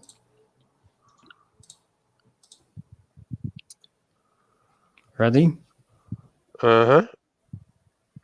Ready, set, see. Go. Ooh. So neck and neck on the things, but you're now one momentum ahead of me on the table. That brutal play, I suppose, is that the flash of light and the things, and then the coach like bringing on a sub. Hey, that sub looks just like Rattus Magnificus. What the hell? Wasn't he out? Hey, ball. Well, anything happens on the court. So do we spend the momentum, both of us? So you both spend what you bid, and then you get 1 back. I already gave myself 1 earlier, so yeah. Oh, right. I did too. All right. So it's my turn to pick a quarter again. We're at the third quarter. Well, look, I don't want this to end in a tie, so I'm just going to make sure that there's not going to be a tie. Well, I'm going to do my best. Someone is injured. Players paused as their body is dragged off the pitch. No one bids this quarter. So going into the final quarter, the scores will be tied. Cool. So I think at this point we'll just go with the ball changes possession rapidly back and forth as dark energy flinging out across the pitch. The winner of this bid keeps 1 of their momentum. And you know what? I also want to cheat here for the Auroras. Yeah, I mean, and I don't want to give them a momentum, but I want to make you, Arnon, to place your bid in the open before the Auroras place their bid. So, Oh my God. Okay. Cheating here. I like the Auroras. This is also they're mine. Which quarter is it? Third or The fourth? last. The fourth. last quarter. Fourth, the last one. Okay. Gotta put it all. You gotta leave it all on the pitch. Yeah, and I think I will. Go all in. Oh my god. Okay. You're going And to I'm go a bit all of a in? lead. I'm going Unless- all in. You have to kill yourself to defeat us. Oh, I could always cheat to force another quarter and choose something else instead. But That's then it true. would be putting it on the thing. But I think the Auroras, kind of imagining that like it's those glowing tubes visibly running under your skin, the star line to the stars and the nebulae, right? And for a moment, your invisible tentacles flicker with those tubes, right? And it gives me everything that the Hellions play is going to be next. Like it's like the perfect kind of like, when you look at a pattern and suddenly it makes sense, and it's like that's what the Hellions are going to do. And the Auroras cannot win by cheating, and they bid 0. Wow. As they are all in the exact perfect positions to deal with the Hellions' push, and they just put down their swords and stand aside. And fire bursts from underground as to indicate the Hellions' victory. So Adam, you got to pick from the winner's circle now. Okay. Give me a second. You also get to keep one of the momentum that you bid. Yeah. Oh, right. So you're on 1 momentum now.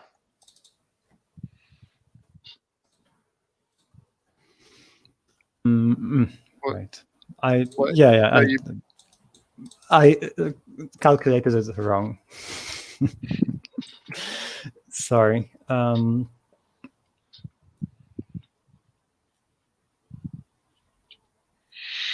Oh, a hush falls over the ground as a player lies dead in the center of the pitch. The bells ring hungrily. Every single player takes 1 momentum. So yeah, when the fires die down, the towers of fire that burst from underground, there appears to be one player, and I'm now thinking which team should they be from. Wouldn't it be more dramatic if they're one of the Auroras? Yes, and I think it was Slamus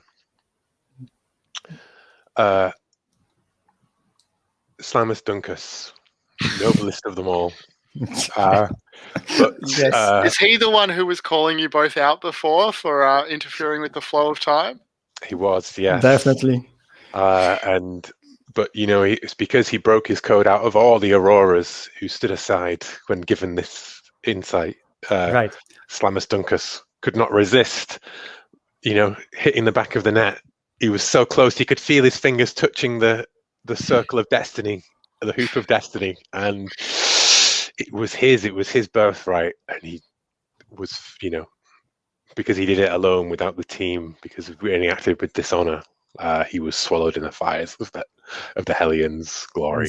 Incinerated, yes. Yeah. And this will charred armor lies on the floor, flickering like a burnt, broken light bulb inside. This will get us some bad press, which is good press for the Hellions. The bells ring hungrily. Every single player takes 1 momentum. Does that mean it? I think that means every single player in the game. I think all 4 so. of us? Yeah. I would. As the announcers say, as the bells ring and the hutch pitch goes across the crowd, and the announcer says, and there lies a baller like no other, Slamus Duncus, been playing for strange aeons, but what is dead may never die, but rest forever on the court. Say whatever you will about the Hellions, Jeff, they never play it safe. Slamus. Yeah, do we think the Blue Skulls lured the Auroras into losing this match? I mean, you saw what happened over there, right? You did. So, is that intentional? I think that there's collaboration between these two teams, or some sort of plot against Slammus Dunkus. Yeah. Oh, so you mean an internecine kind of plot in the Auroras? Whoa, that is a tarnish for sure. The announcer who's broken up about Slammus Dunkus is just rending his clothes, like ripping off his announcer's thing, and underneath you can see Slammus Dunkus #1 kind of position, and he's just tearing it up. No. You don't tear it up. It's worth thousands of credits now on the Void Web. You did this. Another fight breaks out. Sorry, I've kind of turned it into celebrity deathmatch. Which is supposed to, I think. Yeah. Should we take another quick break here? It's been about an hour. Yeah. 5 minutes? Cool. Firebrands is like 5-10 different mini games, isn't it? With a sort of single economy kind of stuff going on. It's hard to wrap your head around, or at least I find it kind of a little bit hard to wrap my head around.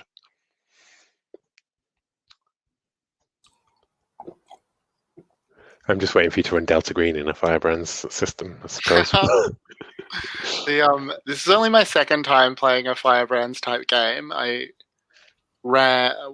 organized a game of Stew Pot last weekend, which is like, the premise is that you're a former D&D adventuring party who settled down to run a tavern together. So that was really fun, like really tropey and pulpy. Yeah. Yeah, I think that I haven't quite got my head around how they're supposed to run necessarily, though. I think it's like this from, I remember in Once More Into the Void being very like, let me just reread that paragraph again, kind of thing. Yeah, I have a pretty good grasp on Once More Into the Void now, because I've played a solo game just with myself. And that really helped me to like, what does this mean? Come on again? Conduct the what now? And when you're kind of going through it, then afterwards you know how it's supposed to be done. Although this fighty thing and Once More into the Void does not run very smoothly. I like this one better, where you get to choose the matches for the players than to enact. Yeah, I think that actually works quite well, like the match thing. Yeah. I just wanted to say before we got back to it that the Shanae, of course, had some sort of revelation while they were gazing mysteriously off into the bells, right? So I just want to remember that's happened. Yeah. Yep. All right. Well, Sabine, I think it's your turn to pick a game. I think so too. I want one with I think with Aurora again, but I'm not sure. Do I want conversation over drinks or the intimacy thingy? What do you think, Will?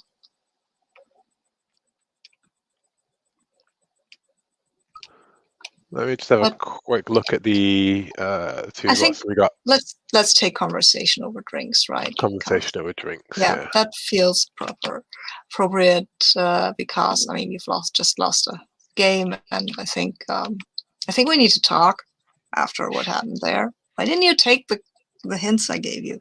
Damn it! Which is a topical question, I suppose, isn't it? I think we should roll back and see. I think I've invited you, and I think I have probably only invited you because I mean Arlen might show up anyway. Yeah, that would not. The Hellions would always show where they are not supposed to be. Yeah. Yes. So I think we've come to be drinking together. How do you look to me now?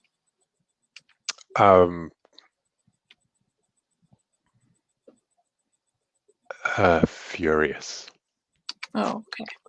Like with a controlled fire of burn, where before it was pure and stark and light, now it flickers like a fire, hungry and willing to burn, dimmed Oh, but not diminished. nice. And yes, and how do you look to me? Unsure, I think. Yes, that's probably best. I'm not certain that. I mean, I'm obviously that didn't work like I intended, so I am uncertain and anxious even if I only show it in the flickering and my not quite invisible tentacles now. You can. I mean, Arlen can see them clearly, but you can just see them switching in and out of visibility. And where are we? That I want to know. I mean, Yeah, that's what I was about to ask. where are we? Is this a sort of a coffee shop or a bar? I think it may well be Or an Irish pub? Because I assume even after the void came and everything, they still have Irish pubs. well, I'm imagining it because this is Riot City, which is a ramshackle kind of like spaceships and debris and shanty towns and things like that. I'm kind of imagining that like this is at the very what was the bridge of a spaceship that landed like engines down kind of thing, so it sticks up above like a tower, and we are sat on the hull on the top of the on the outside of the bridge. Oh, okay. With drinks are sent up, like handed out via the waiter who's like a monkey thing that climbs up onto the hull and like gets a little tray kind of thing. This is player's point. This is reserved only for those who have proven their worth to them by playing ball. Nice. And Aurora Borealis is, it's a good place to brood as well, right? It's true. That is fair. Yes, it's a good place to brood. So what are you having? I will have and I tap the sponsored logo on my armor. I will have Hennessy of the Damned.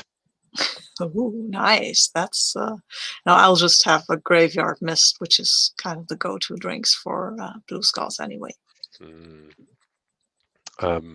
So you ask me. Yeah, I ask you a topical question. Why didn't I take the thing, right? Yeah. Well, sorry. Oh no, it's a listed question, isn't it? But impromptu conversation is also like one of your options, so you can just. I will then start with the impromptu conversation when I ask you, why didn't you take the hint when I gave it to you? Why did you just freeze up?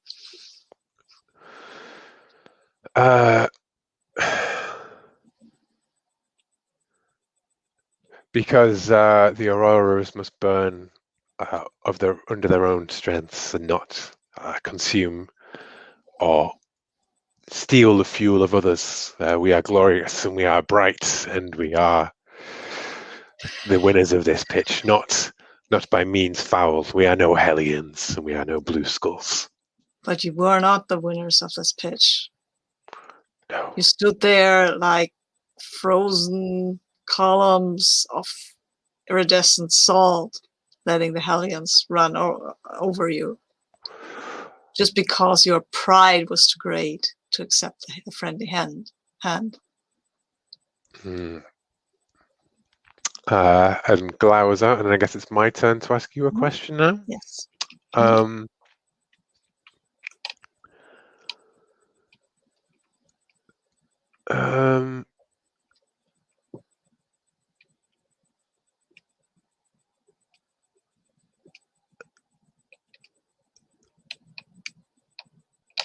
I say,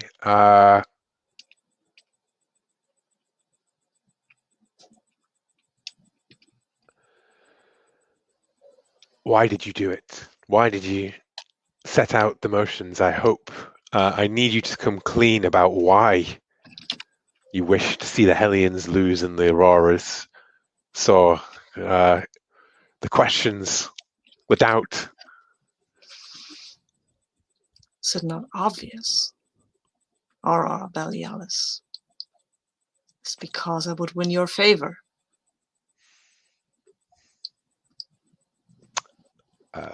And I guess you got a question there? Yeah, I got a question there. And I think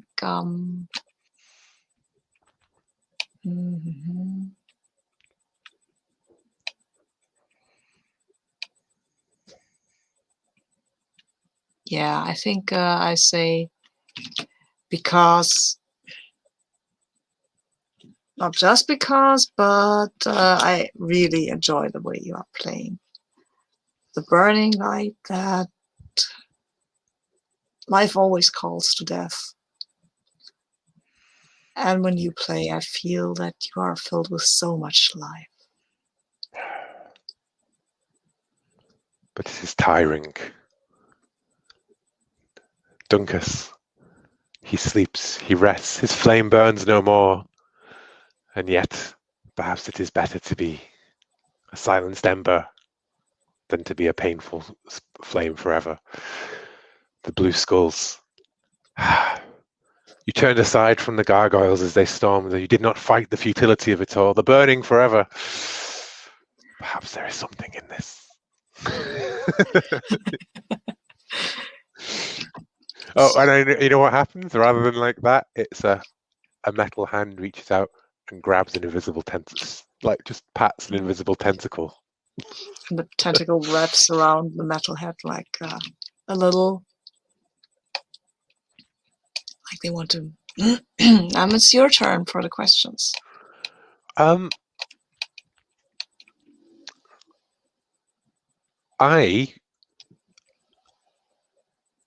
I think that's a good point to end at, to be perfectly honest with me, in the conversation. Yeah.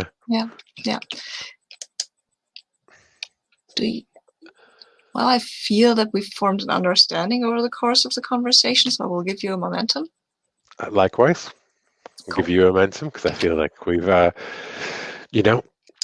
and dark have seen each other reflected in the thing.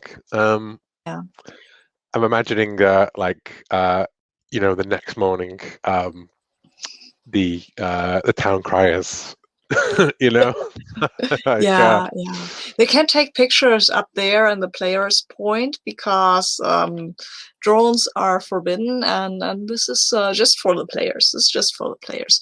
But when we come down, they can take pictures. Oh yes, they can. Someone does have a picture of when we were up there, but it's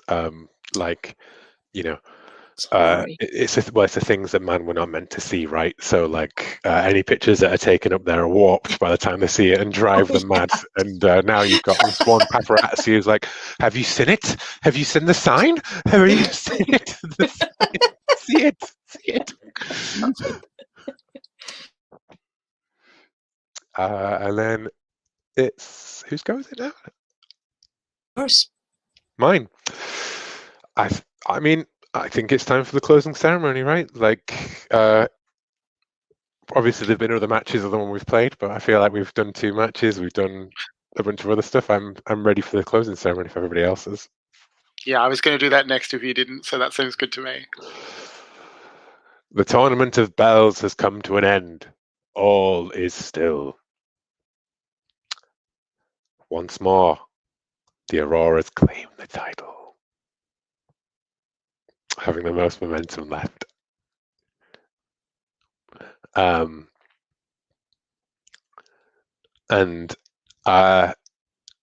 It's been closer than it's ever been before.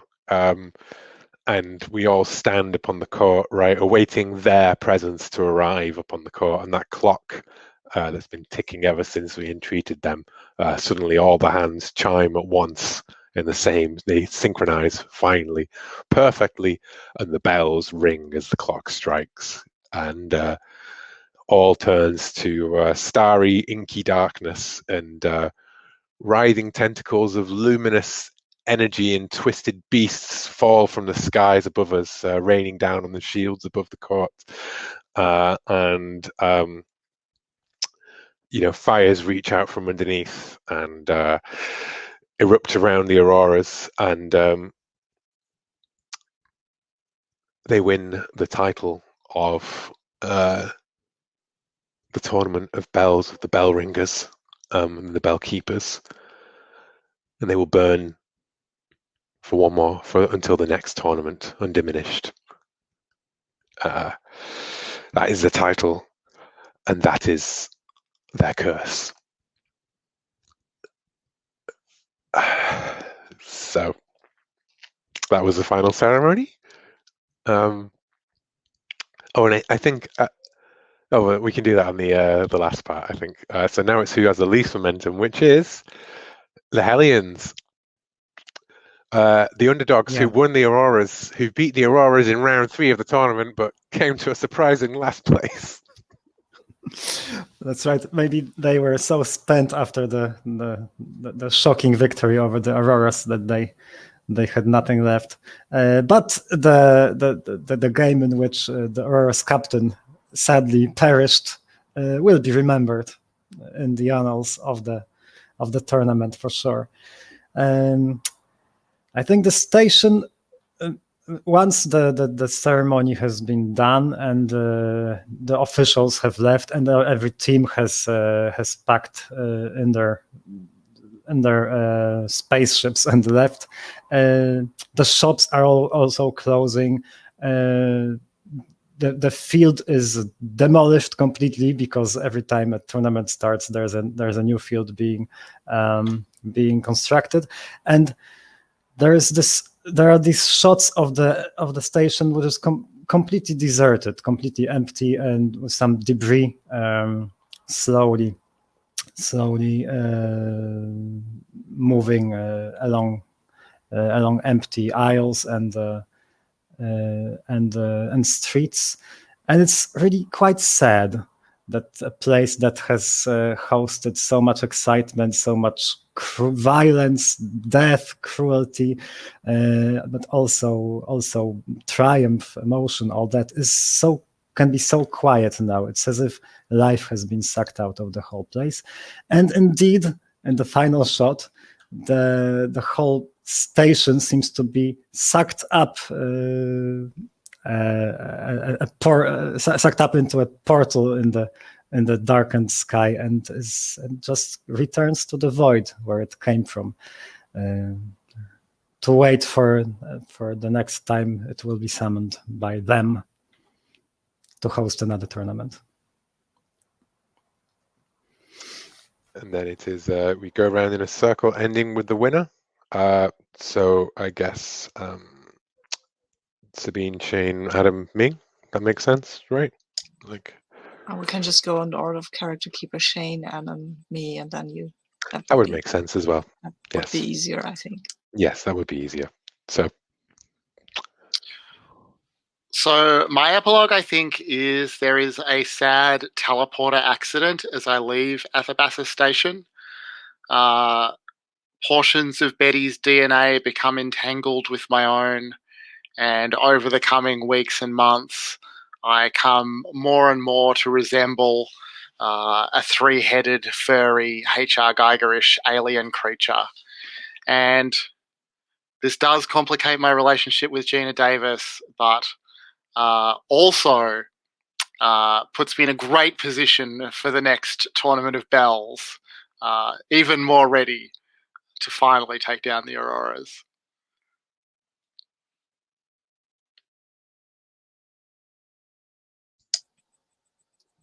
Oh, it's me now.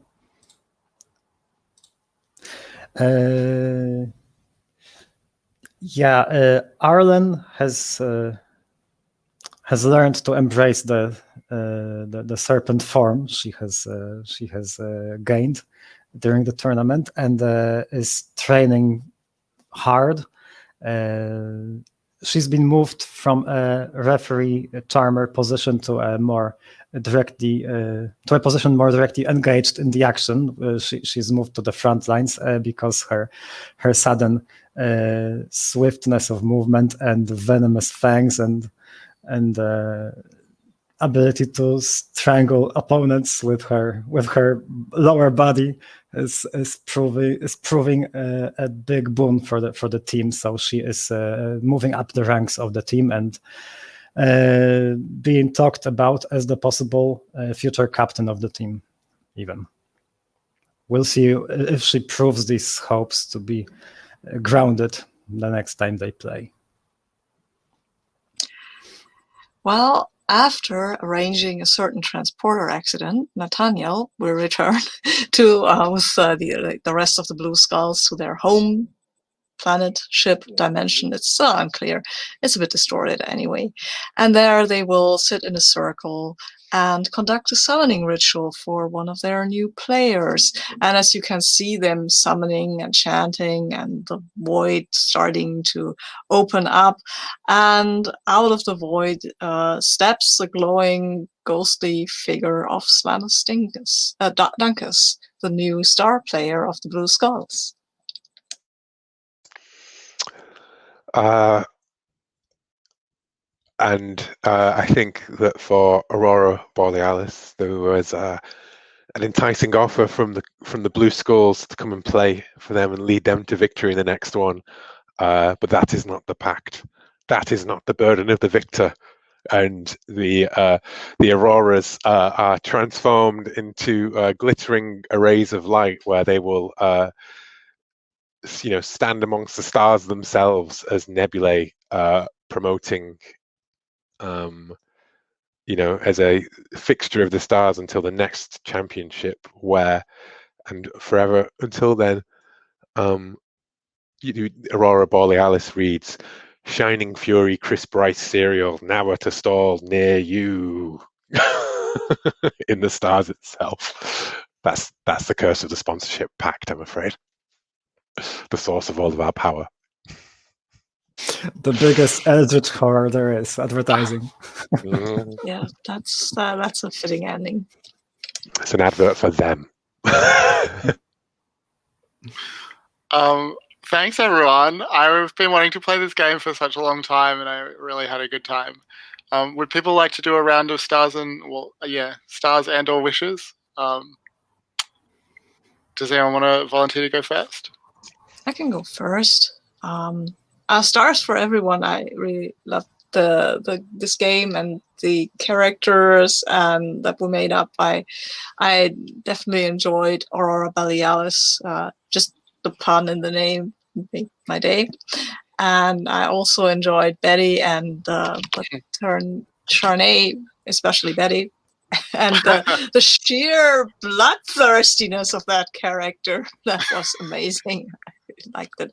And yeah, Arlen the Snake Girl taking out the Auroras, that was epic. And yeah, I really liked the way she was a snake, because I like snakes. So.